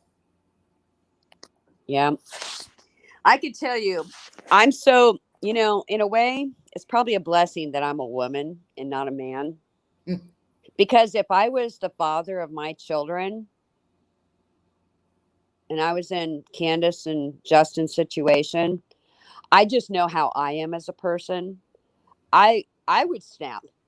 It takes every ounce of your blood just to keep you grounded on the floor. And I know that man wants him really bad. Trust me. I know, and down deep in my heart, that man wants him really bad. And I know, with me, with my personality, I would find a way to go to prison if I was a man. I'd go to prison. I would go, even though he's in, isolation, but that's no big deal. It's not that hard to get reach of people in those positions. You know it as well as I do, Bob. People find that convenient in prison all the I time. watched Justin's body language Yep. today, and he's much calmer than he was. I mean, his legs weren't shaking. Yeah. You could see he was much more relaxed than he was months ago. I know he's got two kids at home. Yeah, He's lived for his kids. We got to live and take care of the families that we have. We learn and we grow by loss, mistakes, challenges. We grow from that every day. Um, and and I know that's what he's thinking in his mind. He's got to stay it together. He's got to keep it together for his other children. And I know that's what his son Dylan would want him to do, you know. Yeah. Uh, I have he's a comment to Ty, though they both told us last night that the law enforcement told them they could give out any information they wanted to, but they chose to keep things a secret. And mhm, I just wish they had did that. right, I know you said you gave your word to law enforcement, but they're telling us law enforcement told them you can tell people anything you want. right. And that's the thing, you know. Candace was said the same thing, and then she was said something totally different. You know, I mean, there was just something she didn't want to release because she didn't want it to jeopardize the investigation. I respect that. I do totally. Um, but Ty, you should have known me better. You know that you should have known me better. Um, but I think you figured it out now. I hope that there's a lot of stuff that doesn't get put on stream at all. Not at all. Okay, I see he answered me. Not at first. Info was held. Okay. Yeah. Yeah. Yeah. But I understand. I do. I get it. I, but at the point where, you know, people were circling the or dancing with the idea of going in different directions, you know, that's, you know, even still, it wasn't something that was detrimental, you know, totally. I mean, the good thing is that because, see, for one, the information about the phone was already leaked inside the bar, you know, in conversation, and other people had heard it, you know. So it wasn't like Well, it had been directed at you, you know, it was already mentioned by like you say, yourself. Kurt's the one that drained the pond, and so he had to know that the phone was found. No, no. No. Dylan had a pond on his farm, his property. That's a separate pond. That's not Lucin Pond. Uh, oh, really? All right. Now I thought they found it in Lucin Pond, They found it in Lucin Pond. but isn't that where Kurt went to drain? He drained Dylan's farm pond. All right, I'm wrong then. All right, I thought he was that. They called him to drain the. Okay, I'm wrong. Yeah, That's you the same can't. pond. Okay, The Lucin Pond is kind of like a water hole. he's Okay, yelling at me. you got an underground water stream that comes up. Okay, That's why that water is there. okay. So, you know, it would be really hard to, you know, empty it out completely. I You know, I got that, Tom. I was wrong. Kurt yelled at me. Kurt. Ty yelled at me there. Not the same pond. I can say I make mistakes. I'm no different than anybody else. right. But see, Ty, you know what? Um, now you know the conversation with the interview, and you knew what was said, obviously, about Chase's alibis. Okay, and that finally came out. Now, what I wanted to know was a conversation, if at all, was talked about in the car when you were with Robert before he went into, you know, the other car when you were following him.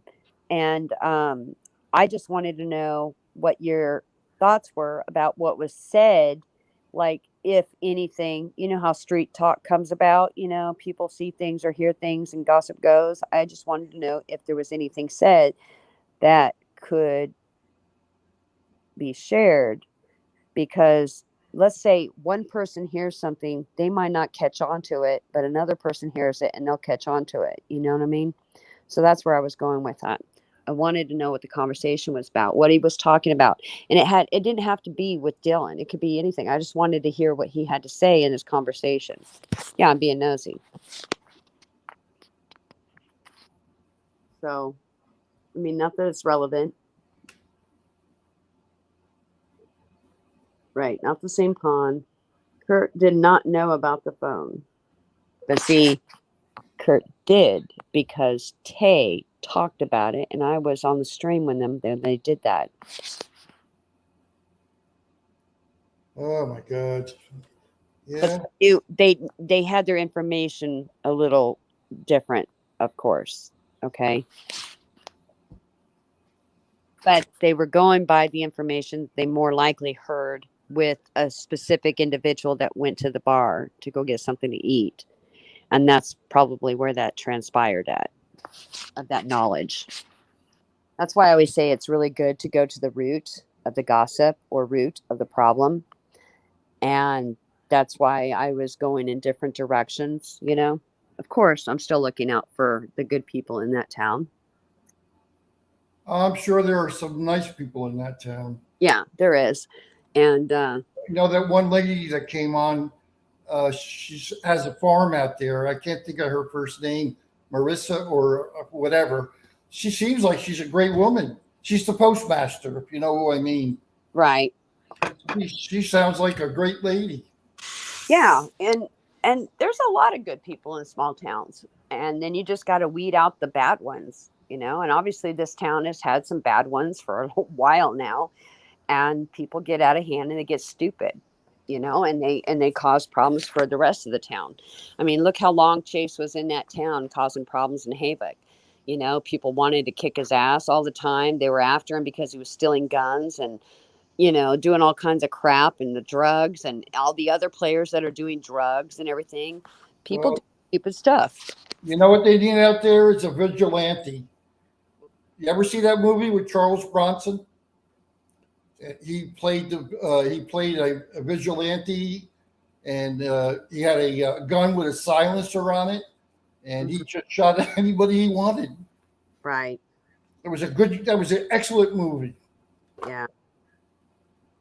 Candace seemed to look at Don as more of a longtime family friend from what I saw. I don't think she wanted to believe he also passed a poly, but that can be manipulated. Well, um, you know, they Devil, have Don for a long time. He's friends with Larry, the grandfather. Devil Dog. Dylan made a call to Jim, but Jim never answered the phone that morning. Am I right on that? For what? Uh, Devil Dog wanted to know how long of a phone call that Dylan had that Saturday with Jim, but Jim never answered the phone, right? Right. Okay. And his call to his grandmother was very brief. It wasn't a long conversation at all. Maybe a Okay. couple of minutes, if that. And um, you know what bothers me is that I know some people said, okay, how can, with the gun being found after the fact, after police department had, you know, law enforcement had already taken pictures of the travel trailer, and then the next day, you know, of course, the gun case shows up, right? Then you got the gun that pops up, and the magazine is separated, right? We talked about that. And then after they, you know, it was the Dylan's brother and his friend that came across that. And then you got another day where the key fob was found. Okay. The only two people that were on that property were obviously James Brenner and Don. And, you know, I'm trying to, you know, when you see this in law enforcement, you've seen a lot of crap, right? I, And, I told a story of one of the calls that I had. I can tell yeah, you more. definitely. And, but think about it. Most criminals are pretty stupid. If you think about some of the things that you've seen, now there, grant you, there are some smart ones out there, okay, that get away with just about almost everything. But this case, for instance, you've got the boots that have been removed off of Dylan. You've got somebody that claims that he found the boots out there. He moved them by the shed. Then he picked them up and he moved them and tossed them out there by the dirt mound, right? And then you only have two people that were known to be on the property at the moment when everybody else was not on the property. And all of a sudden the gun appears. Then the key fob appears. Yep. Only one person could have done it. Exactly. Would you not consider that a stupid criminal? Oh, yes. But again, like you say, I don't know what kind of education, but he couldn't have been that stupid like we talked about. He operated heavy equipment. So, I mean, he has to have some type of brain. Right. And you could still know how to operate a tractor, a tiller, all these without having certifications. You know, I mean, it helps if you have certifications. You don't have to work for a union. You can do it just learning as you go, just like my father learned how to weld at a very young age, like Dylan, and was a master welder. And here I go and jump in on the union and I learned how to weld, you know? So, you don't have to have the education to be trained or skilled in it. It's just something that, you know, you learn by getting trained as you go, just like with any jobs with forklifts and all kinds of stuff, you know. But it just kind of throws me to a loop that I was told, I heard that he did not read and write very well. Could be. And obviously he, you know, I don't know what his education background is, but you know, you think about like you want to profile this person on a psychological basis. And I'm wondering, okay, just besides the alcohol, there are lots of people that are not diagnosed with schizophrenia. And a lot of them that end up in jail or prisons have that diagnosis or split personalities, some kind of mental health issue, right? And then, of course, you mix it with substance abuse, alcohol, drugs, whatever, and that just makes it even tenfold.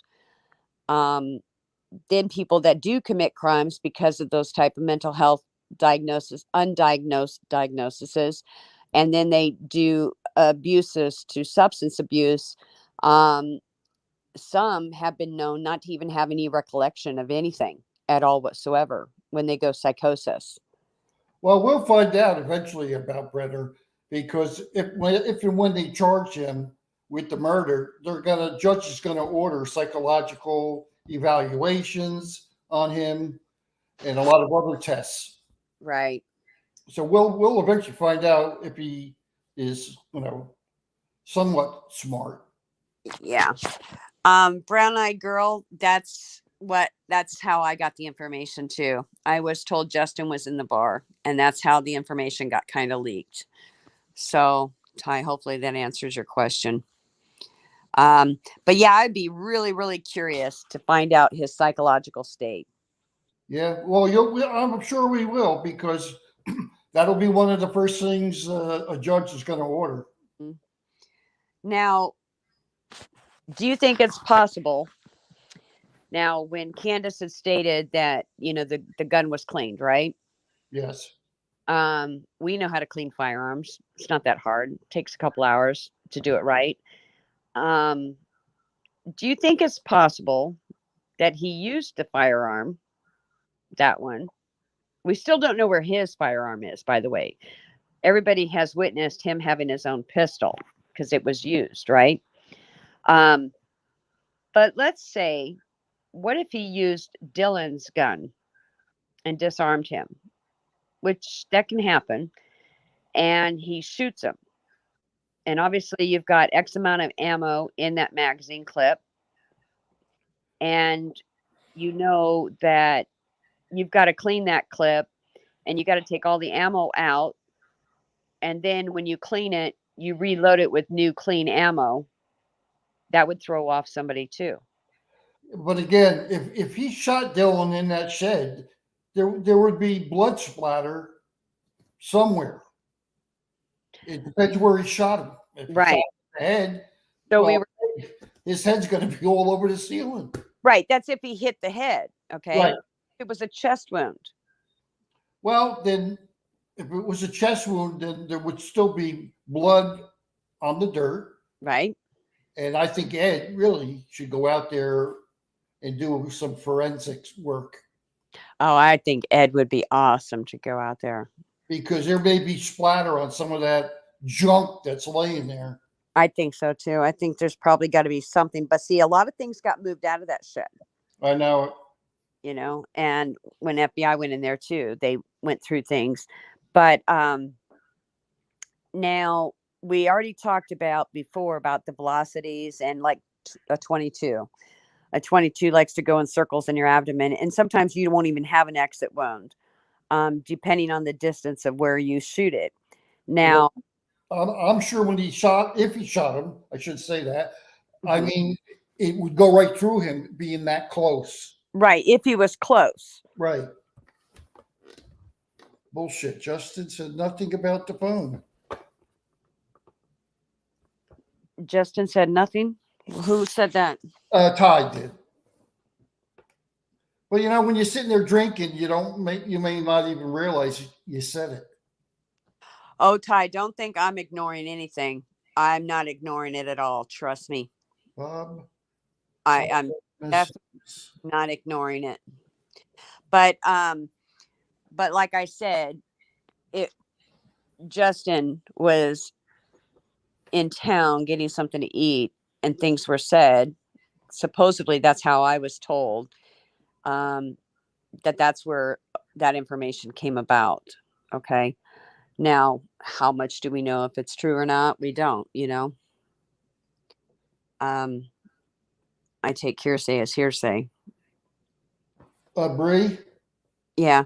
in chat, Topher says, Bob, Ty has messages for Shackley. I'm not sure what he did. Maybe Ty sent you some messages on your phone? I don't know. I Okay. just saw that in chat. Okay, so Ty, you say differently. Okay. That's good to know.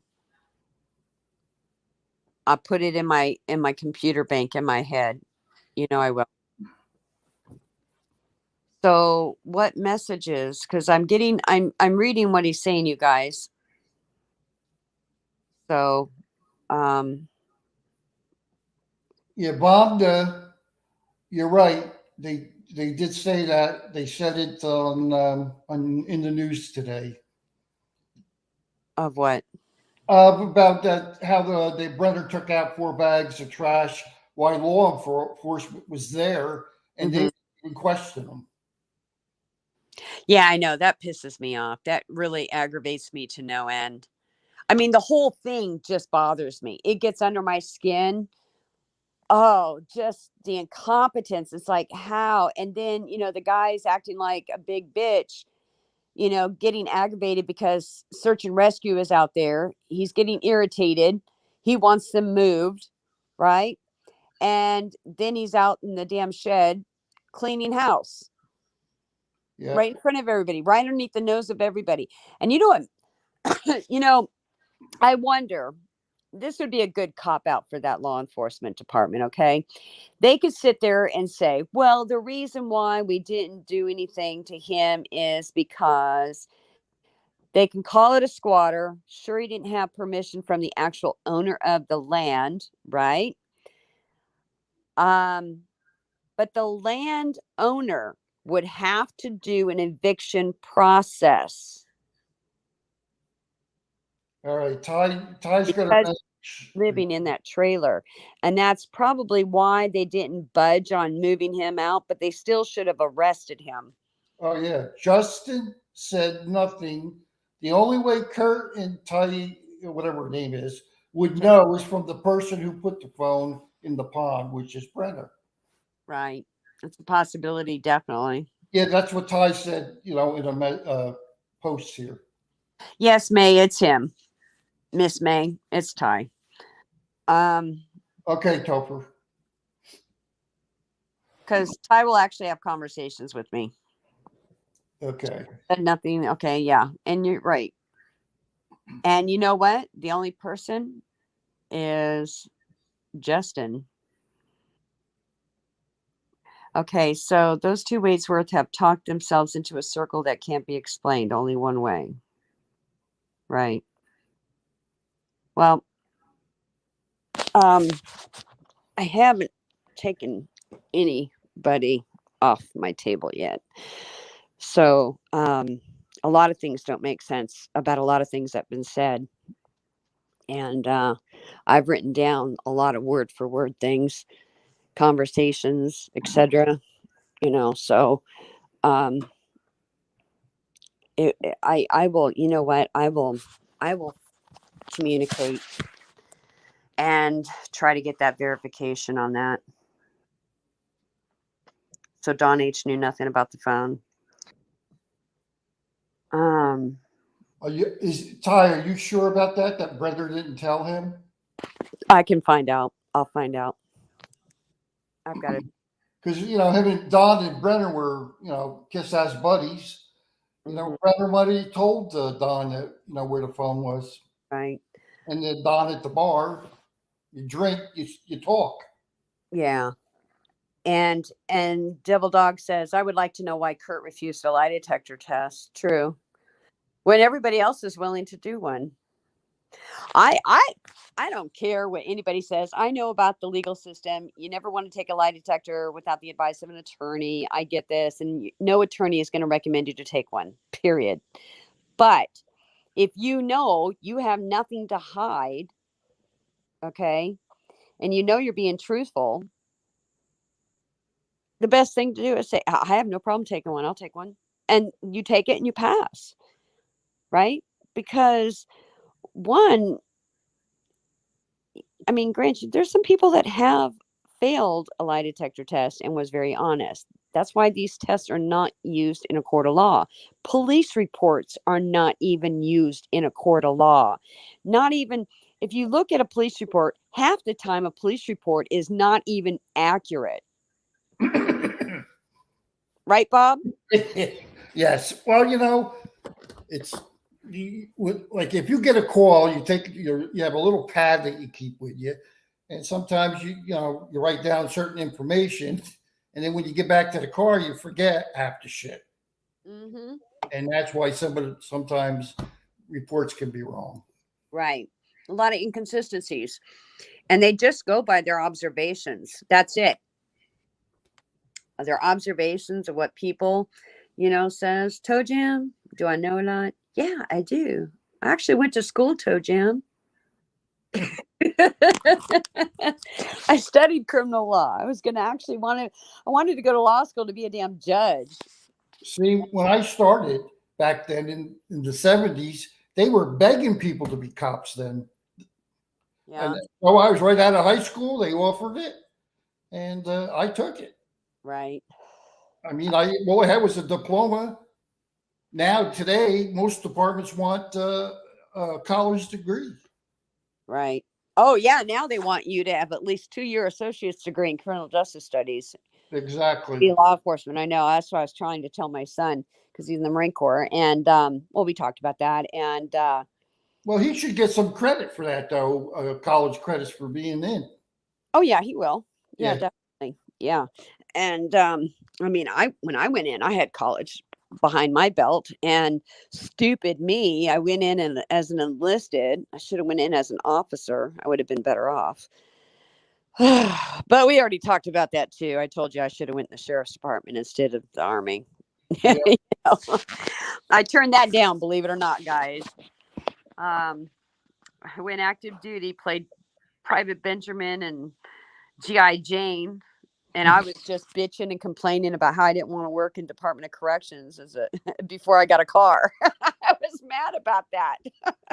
I took that personal too. I was like, if you go to pass the academy, you want to be a sheriff. You want to get on the streets. You want to do your job, right? But when they disappointed me and made me butthurt, is when they said, "Well, you got to work in the jail for 2 years before you get your own patrol car." I'm like, "Oh, that ain't no fun. I don't want to deal with these damn knuckleheads." Yeah, that's the problem with the sheriff's department. That's why small towns are better, but there's more advancement in the sheriffs. Right. Oh, I like the sheriffs better. Plus, they they're supposed to stand and protect the Constitution. I think there's you got the police department and you got the sheriff's department. They're two different worlds. They serve the same purpose, but they are two different worlds. And you also have state police. Yep. And I'm surprised they're not involved in this case.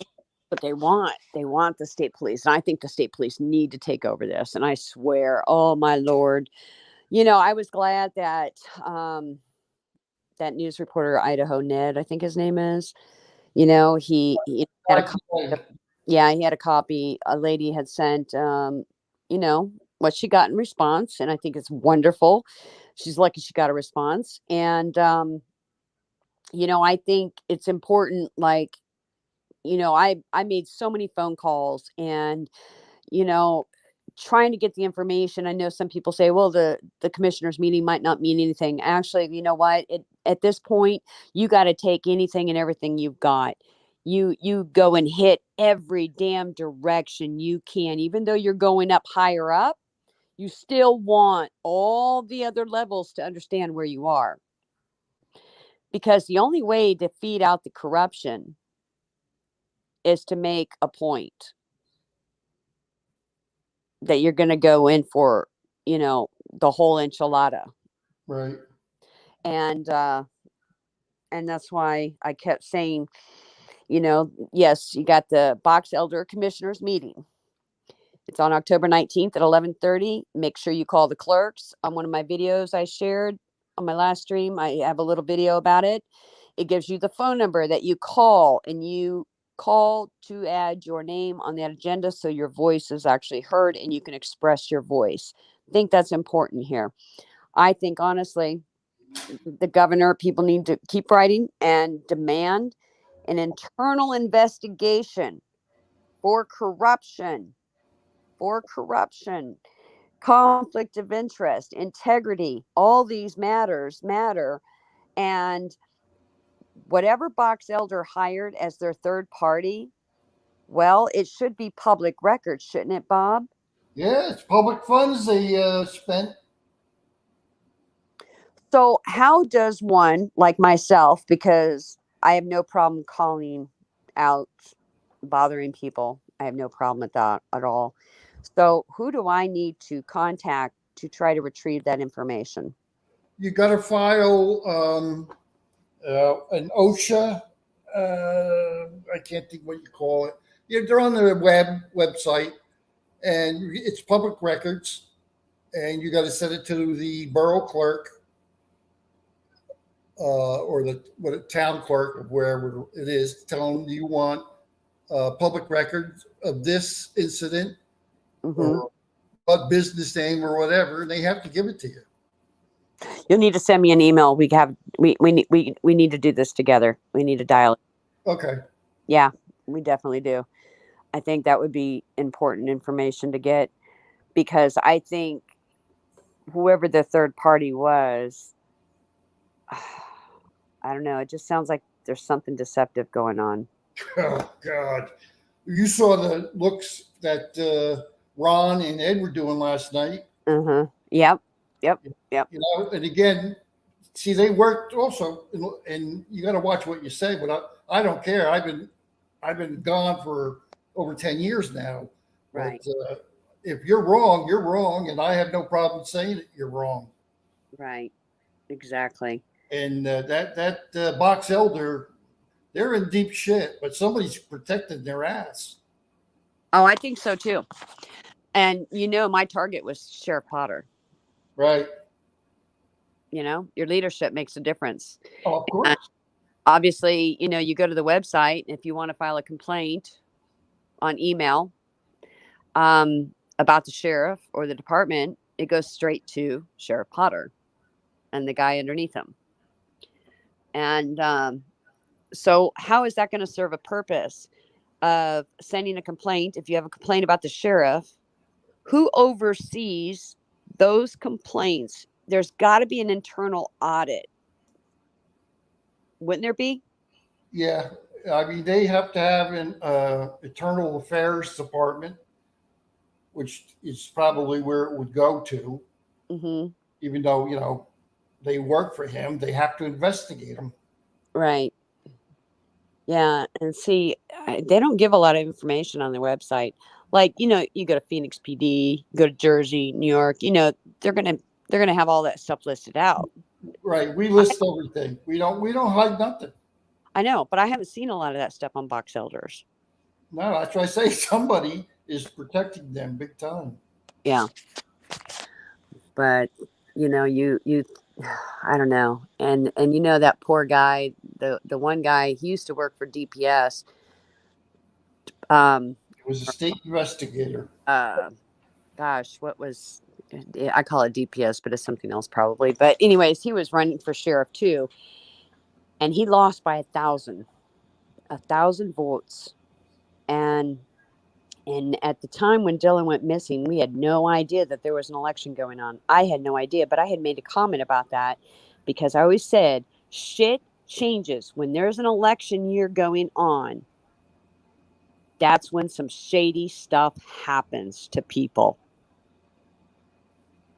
Every time there's an election year, because people aren't doing their job. They're focused on other things. I know. And Shaking hands, having tea and coffee and dinner and barbecues and all this other stuff, kissing ass, rubbing faces. You know how that goes. oh yeah. Yeah. And I really think that guy was more fixated and concentrated on his damn election than he was concentrating on this investigation. Well, it's going to come around and bite him right in the rear. Right. Exactly. It really is. I know. It's a matter of time. It will all come out. And, I'm glad that, Candace was able to finally find an attorney because it was very complicated, and I'm glad that they have that on their support now. Let me see. I agree with you there, Vonda. Toe Jam. What are you talking about?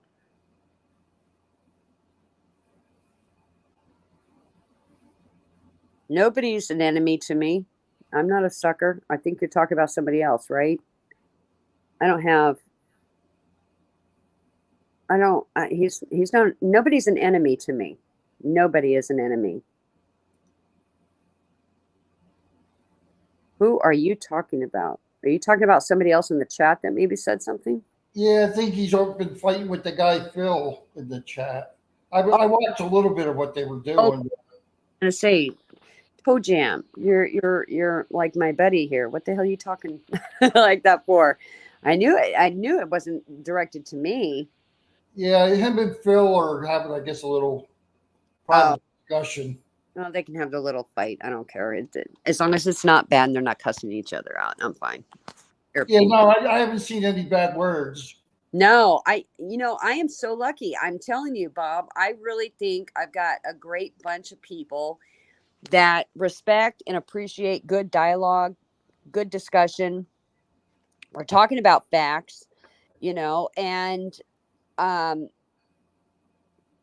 and if Well, they're I've actually been trying to bite my tongue too when I speak because I love to curse too, but I but haven't done anything. I I, said one bad word. I mean, I said what shit or something like Yeah, that, me too.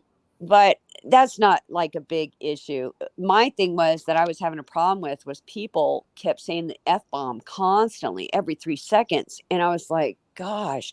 And then here, if I hear it, I get in that mental mode where I'm going to start cussing. And then I start cussing. And then I don't want to cuss. I want to. My best friend tells me, don't do that. You know what I mean? And she's right. I need to stop. And when I'm around people that are constantly dropping the F bombs, it starts putting me into that old military talk because Yeah. everybody in the military cusses like sailor, and It's very easy to get back into that habit. yeah, and I want to get away from it. I mean, hell, my son didn't cuss until he went in There you go. You got to ban that one. my son never cussed on a phone conversation with me until he went in the Marine Corps. See how he respected you.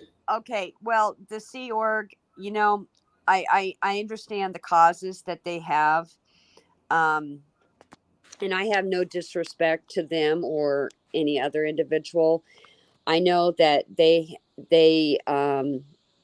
have an agenda going after a specific person, and I look at it this way.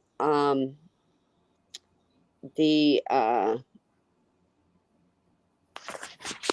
did he get back in? But I don't know. But what I'm trying to address to them is that I have no personal agenda and or attacks on anybody that believes in a certain thing. I totally have a lot of respect for what you are going for. So hopefully this will cease the any miscommunications or understandings here. So I think it's going very well here. yeah, but you know, I I don't like the fact that a lot of people have been hurt throughout this whole entire thing. Um, I've been attacked, personally attacked myself. Um, Other people have been attacked. People have been taken advantage of, manipulated, used, and discarded, and it's unfortunate. And Well, have I'm, to. I'm a big offender of that too with Candace at the beginning. I said some things I probably shouldn't have said about the woman. And, now that I know what the facts are, you Right. know, Yeah, and see, a lot of people don't understand. Okay, when you're getting information coming in, you know, I've never been one of those kind of people to follow in suit with everybody else. I have to weigh this out. I have to think about everything. I have to absorb it. I have to use my own judgment.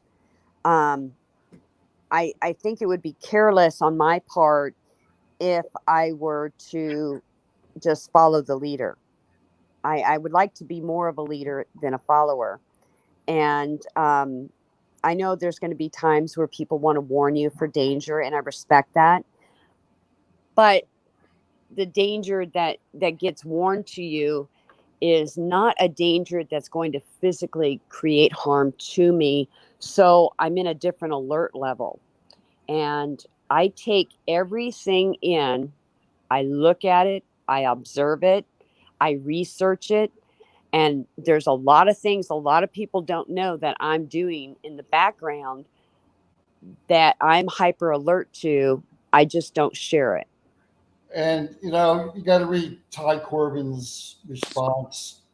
And it is so very, very true that, Dylan will never be able to voice himself, but he's been hurt more than anybody's been hurt. And Oh yeah, Ty's correct. right. But Yes. I always stuck up for Dylan. Oh, I never said a bad word about that boy. The stuff, go get out. Go away. Sorry, my just the damn neighbor's dog again. She thinks my house is her house. Drives me crazy. Um, yeah, I've always, um, I never liked it when the mom is attacked. I get bothered by that because I know what it's like to have a missing child. I have had a missing child, and I did find mine. I was very blessed and lucky. There's other mothers that have found their kids as well, and they're very blessed and lucky as well. And we got a case now where there's a mother that may not have that opportunity, and that's devastating. It's got to be it's the worst feeling in the world, not knowing where your kid is and what happened to him. And it's I think I don't know. Maybe to me, I think if somebody gets killed in a car accident, you have a hard enough time dealing with the trauma and the loss already in that element. but this is But 10 times worse. yeah, at least you can bring that loved one home and you can put them to rest, and you've got the memories you can cherish. And you still have the same when you have a child that's missing and they're not, there's so many cold cases out there. But the fact is these people don't have the answers. They don't have what happened, where they are, and they're still gone. And they just like disappeared off the face of the earth. And they've got this emptiness inside of them. And us humans, we need to have some closure for us to move forward, and it's hard. And then you've got other entities that cause creation of chaos and madness and disruption, and you got people that take advantage of other people and such, and that's hard too. You see this and you're like, wow, really? I used to always say to the really bad sick people, some people in this world should have been aborted, you Yeah. know But literally. the worst part about this case, though, is we only had one side to listen to. Yeah, We didn't have Candace talking to us. right. Exactly. And she And in again, character. my problem is where I worked, you Right. know, and that's in my blood, and I can't help it. But that's, I think a different way than most people. Right. Yeah. Yeah, Gina, I like to think independently. And um, I think that's the best way. And I think all of us should do that, you know. Now, do I support good causes? Most definitely, I do. I do. I support good causes. But I also am very picky about how to pick my battles too. I'm not one of those that like to jump in an arena and just go out and fight just to fight. It's meaningless to me. There has to be a good justification or a good cause for me to go to that level in the attack mode. Hold on, let me get rid of this dog. Okay. You know what? I'm going to do something with your tonsils. Go away. Yeah, Black Dove is a very, very smart guy. It's a shame he disappeared.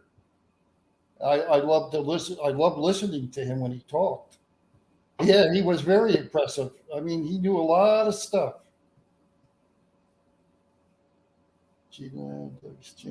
Back. Well, Black Dove was getting tired of everything, and then, of course, there's not a lot of updates about Dylan, and we were just going in circles and then different theories, different whatever we're going out and around. And it's got to be frustrating on his end because, you know, he got he got this story and he got attached to it like I did, like you did, like a lot of us did, right? And Oh my God, yeah. you take it personal. You really take it personal. And he took an ass whooping, a serious ass whooping. You know, and I, then people make light of it. They make fun of it, and it's not funny. It's just not funny. Um, these are real human beings. They've got emotions, they've got feelings, they've got compassion. They're being expressive with their thought.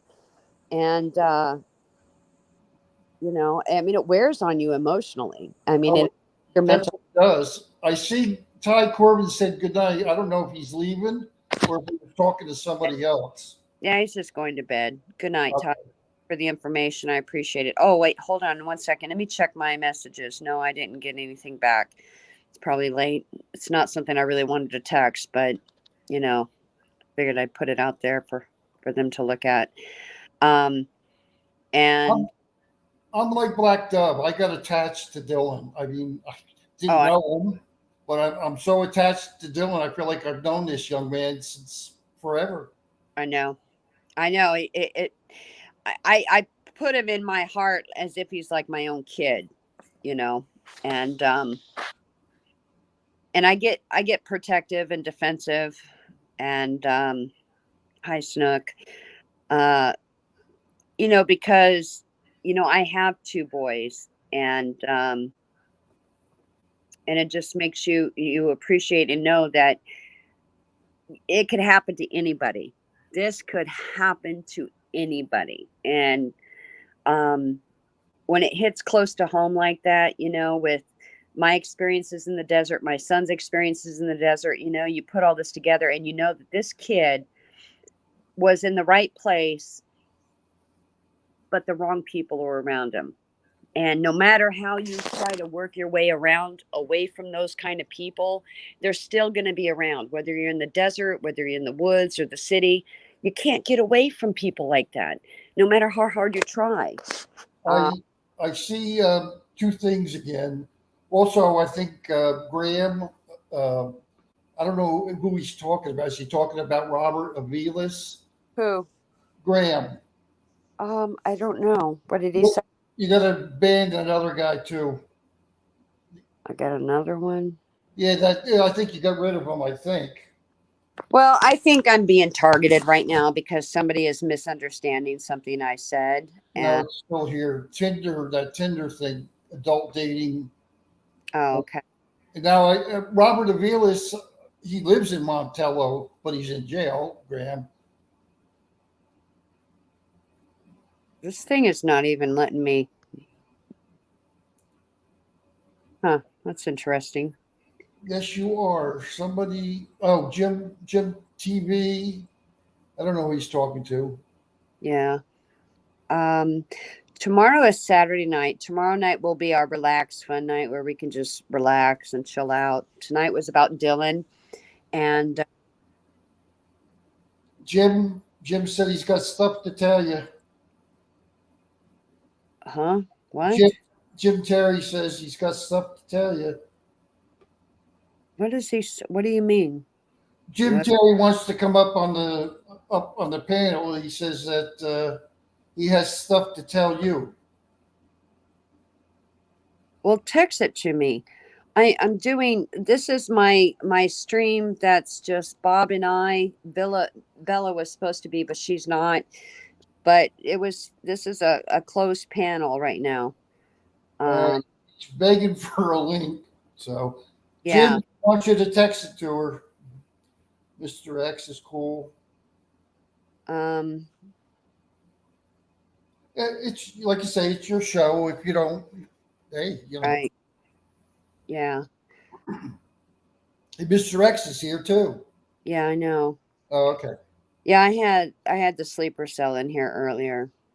Yeah, I Uh saw that in chat. Somebody said he was here. And Jim says, I don't really text. yes, he does. You can Wants to talk about salty. yeah, I don't want to talk about all that drama stuff that's going on. This is not I my topic tonight is strictly Dylan, you know. I agree with you. I want to be able to control myself into knowing that, I want to stay focused. Um, I have nothing personal, nothing bad about anybody. I just I just don't want to be a part of that drama. I want to be separated from it. You know what? I really wish I lived closer to Idaho because when the day comes that they lay him to rest, I would love to go to his service. Definitely. Really, I really would. I know. Yeah, I you know, I know that's why the mom thinks the way she thinks right now and the mode she's in is it's gonna snap and break when it's all said and done. Oh, I could see her a different tone in her face. It looked like she was going to break down and cry the other day. Oh yeah. I can sense it. I can Yeah, feel I could say unfortunately I was bad against her on certain things, but it. Right. I'm changed. Yeah. And the same with Justin. You hear some stories that with him but I think Justin loved his son. Oh yeah. Yeah. I know the family loved their kid. I mean, they can't say nobody can say that they didn't. They really did. Every family has ups and downs. They go through things in life, but it does not change the fact that you love your children and you're willing to do anything and everything you can for them. You know, uh, Right.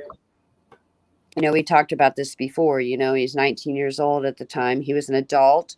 He was making logical, conscious decisions of where he wanted to go and what he wanted to do with his life. And Justice for Dylan. You're correct. I totally agree. So, but does you guys have any more questions in the chat at all? Shoot them at us, you know. I now have somebody leaving nasty remarks towards me. What? Yeah, on where other podcasts. Like I watched the news today, and I made a comment, and then today I see now somebody made, you know, this guy's come after me before, and that's the only bad thing about being involved in speaking publicly. You get the people that come after you. But it doesn't bother me because I've had people for 30 years after me. Right, And the best part is they used to say, I'm going to have your job. And my right, answer to them was, get in line because there's 100 people ahead of you. right. Definitely. Yeah, that's the only thing that sucks about YouTube. Yeah. It Yeah. really does. I don't like the negative sides of YouTube. I really don't. I'm more disgusted with YouTube than I am liking it. And and I was just like salty, wanting to close doors, close shop. And I wasn't kidding. I actually thought about doing that a few times. Um, I was getting pissed off, angry. It was stressing me out. Um, the fighting, the drama. My God, I just can't. I can't deal with it. Today, I burned my candles. I put my herbs together. It was a full moon the other day, so I absorbed some of the energy from that. And I did what I had to do tonight to burn what I needed to burn. And hopefully the energy goes elsewhere. Brown Eyed Girl would like to know about if we ever figure out about the three vehicles. And I really got to be really pissed at somebody to go after them, Topher. You know I, what? I heard anything about the three vehicles, but of course, you know, they said that there was another witness that saw those on top of other people that um, Tinder. that makes you like wonder, was it legit, was it sincere? um, everything just doesn't make sense. A lot of the other stuff that's been added into the equation just does not make sense. I know. I made a comment on Duty Ron's site one night, and some lady went up and down on me and then went after Ron for allowing me to post what I did. Yeah. Tough luck, lady. Well, we can never make everybody happy. I mean, there's going to be some things that I'm going to say that are going to piss people off, insult them, trigger them, hurt their feelings. Then they will think I'm best friends with somebody, even though everybody's an acquaintance.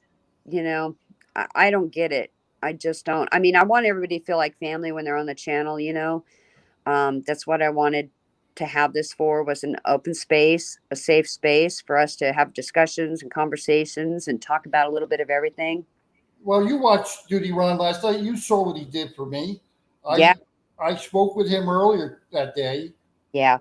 and he did it. He answered. I mean, he asked the only question. He said he had a whole list. He never did anybody's but mine. Right. Yeah. You guys are more than welcome to stay in the chat if you want. Right now, I just want the panel to be the way it is right now. Nothing personal. Um, you know, I mean, I don't mind, stopping the show about Dylan and then starting another stream, and it can be just a Friday night talk all. I don't care. Um, but when it comes to Dylan, I want to do things differently with the Dylan conversations. I really do, and it's important to me. Um, you know, but you know, just because I don't know. What do you think about this stuff? I mean, Bob, Well, I was reading something. Well, I what, missed it. what do you think about, like, you see how YouTube is? You've seen the good side, and now you've seen the bad side. Oh yeah, it's childish. I mean, they fight over stupid shit, Yeah. and who cares how somebody found out what happened or who told who? If you know something, just tell everybody. Right. But sometimes it's not needed to tell everybody right away. There's always a right time and a right place for everything. I know, but this shit's been going on for what, 5 months now? Yeah, has it been that long already? And I had questions about some of these other podcasts that these owners they made buco money, and to me, it's a disgrace. I left. I know you don't want to talk about other people's, but I left Doug a nasty message.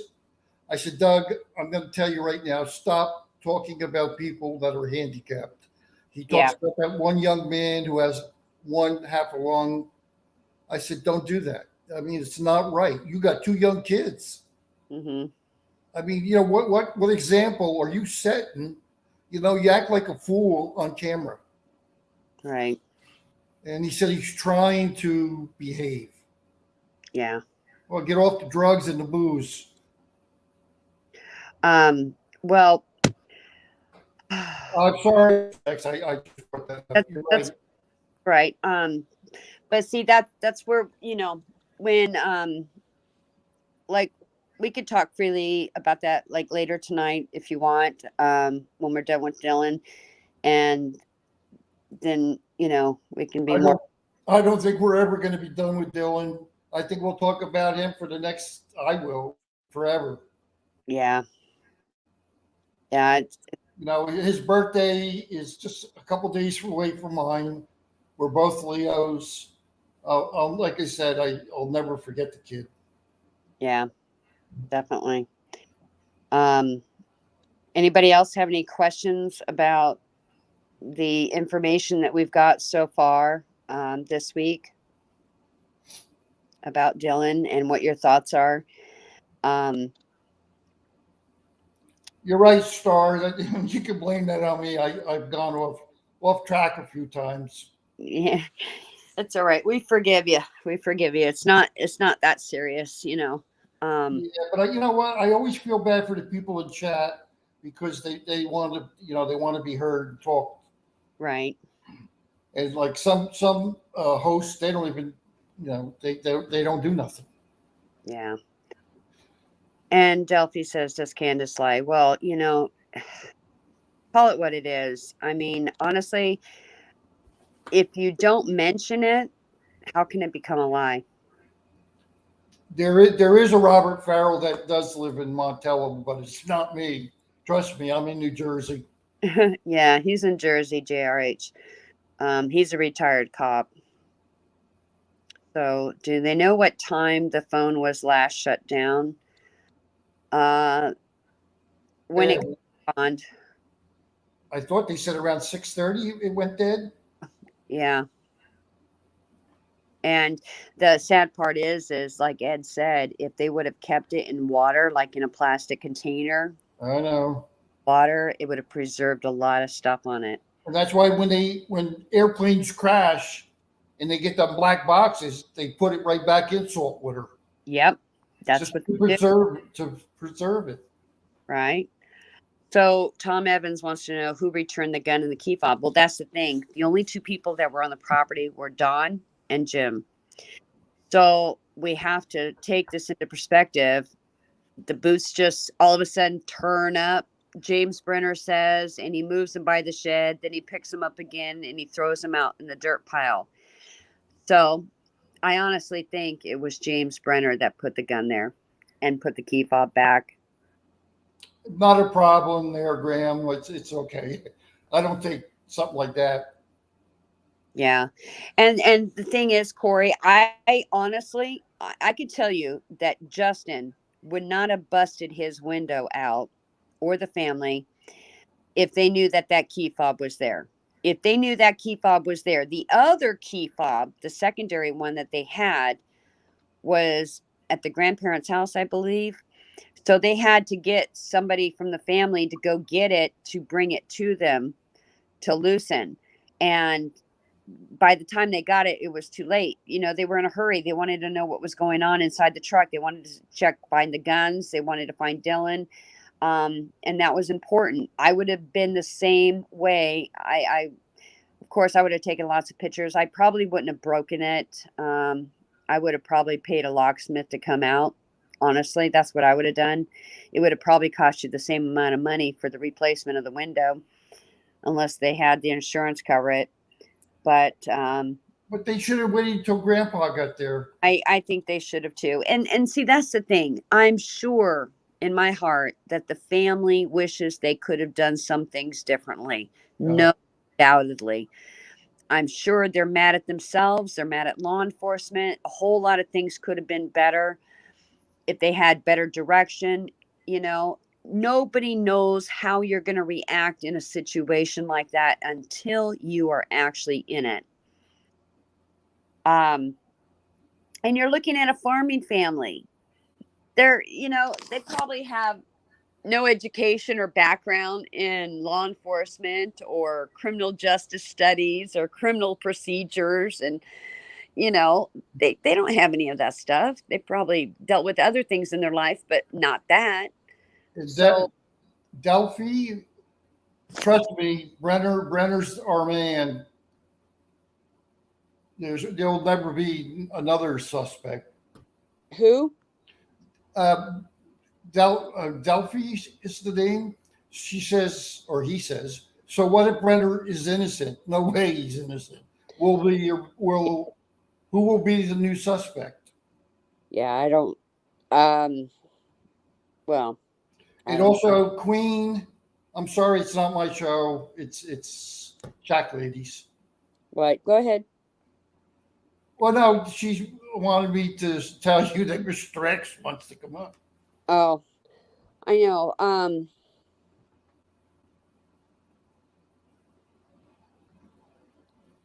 I do read the chats. I'm reading the chats right now, Pilar. I am reading them. I try to catch up to them because my eyes are so bad in this small print, and it's like, okay, I'm trying to go one at a time. What about the diversion from Kurt, and has it been debunked? That is still up in the air. What do you think, Bob? That's a good question. I want to talk Dylan, but see this, went and grabbed a sandwich. Her salty ended out. Well, I mean, do you think anything that Kurt has brought to the table is or irrelevant, or could it be exactly what it is, a diversion? Nah, I don't think it's a diversion. I really don't.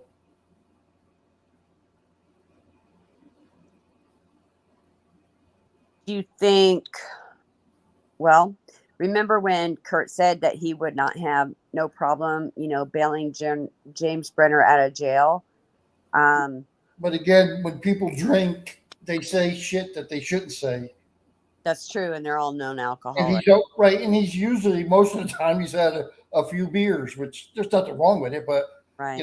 When people drink, and my younger days when I drank, I said all kinds of things. So right. Sometimes I think it's the booze talking rather than Kurt. You don't think anyone returned the key and gun fob? Well, Fast Eddie, guess what? The law enforcement actually took pictures of that travel trailer, and nowhere was the gun or the key fob. And unfortunately, if they had listened to a certain individual and put up cameras, they would have caught him in the act. True. Yep. It's a shame they didn't listen to him. He's smart that way, but it's over and done with. What do you mean, Corey? I would not have. I'm also a farm girl, right? That was not a smart thing to do. I would have not. I don't know what you mean by that. Why are we sure The only people that could have returned the articles is Don or Brenner. Well, we're only going by what is being said to us. The father and the mother both. And if he has something to disagree with, I'm sure he would have said something. He would have corrected her. But they both did the interview today and they both talked about that. And they were highly aware of Dawn and Brenner being the only one left behind on the property when they got called to town. Remember, they had that phone call. Kurt said that, he was being held against his will, etc. Oh, that's another thing. Think about this, Bob. Oh, it just hit my light bulb. What's that? Oh my gosh. What if that was a deliberate stunt? Friends helping friends? Yeah, could be. Oh my goodness, I just thought of that. Could be. Because out of all the cases, if you've ever been in here, and we've seen a lot of cases, watched a lot of documentaries, I've never seen a case where somebody diverts people in saying, oh, a psychic said this and this and that, and they go and run to a house. I've never heard that in all my years. The windows. Let me see here. Kurt's riding a motorcycle. That's his motorcycle. Dylan had two motorcycles, but neither one worked. Yes, Delphi, I'm just now catching on. I mean, you know how we think of different things, right? Everybody thinks about different things at different times, different levels. And I'm the same way. Now, granted, I've had multiple brain injuries, so it takes me a little bit longer sometimes to absorb things. I'm quick on some things, but not quick on a lot of things. And it takes me a little bit. But yeah, because I was looking at it in a different angle until just now. I just thought of that. Because now we have different information. And, but I think it was a deliberate diversion. You're right.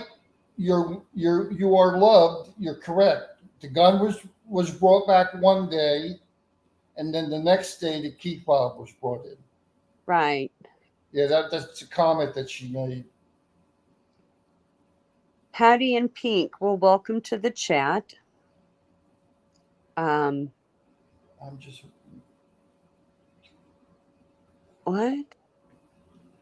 lurking in salties, most serious threats to Jim.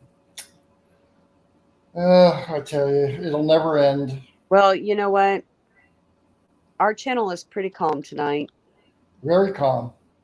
And I am, I choose not to participate in a war because And nobody wants me in a war. and all the folks in chat are very, very good. Nobody's saying anything bad about anybody, really. No, we've had a very polite chat on all sides. Nobody has said anything derogatory or anything that I've seen for anybody. And I appreciate that, you guys. I really, really do. It means a lot to me because there's no reason Jim, to. Jim, Terry, what are you talking about? They brought you in too. They brought my name up. Who did?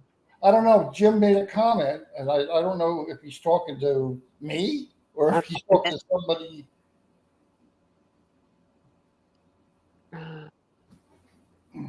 Why would my name be brought up in it? And your Chat lady, it's bad. That's what he says. where? At the bottom, Jim just posted a couple things, real bad. So he must have said maybe Salty said some bad things about you. I don't know. Why would he say something bad about me? I haven't done nothing wrong to nobody. Who the hell knows? He's begging to come on. Oh, wait.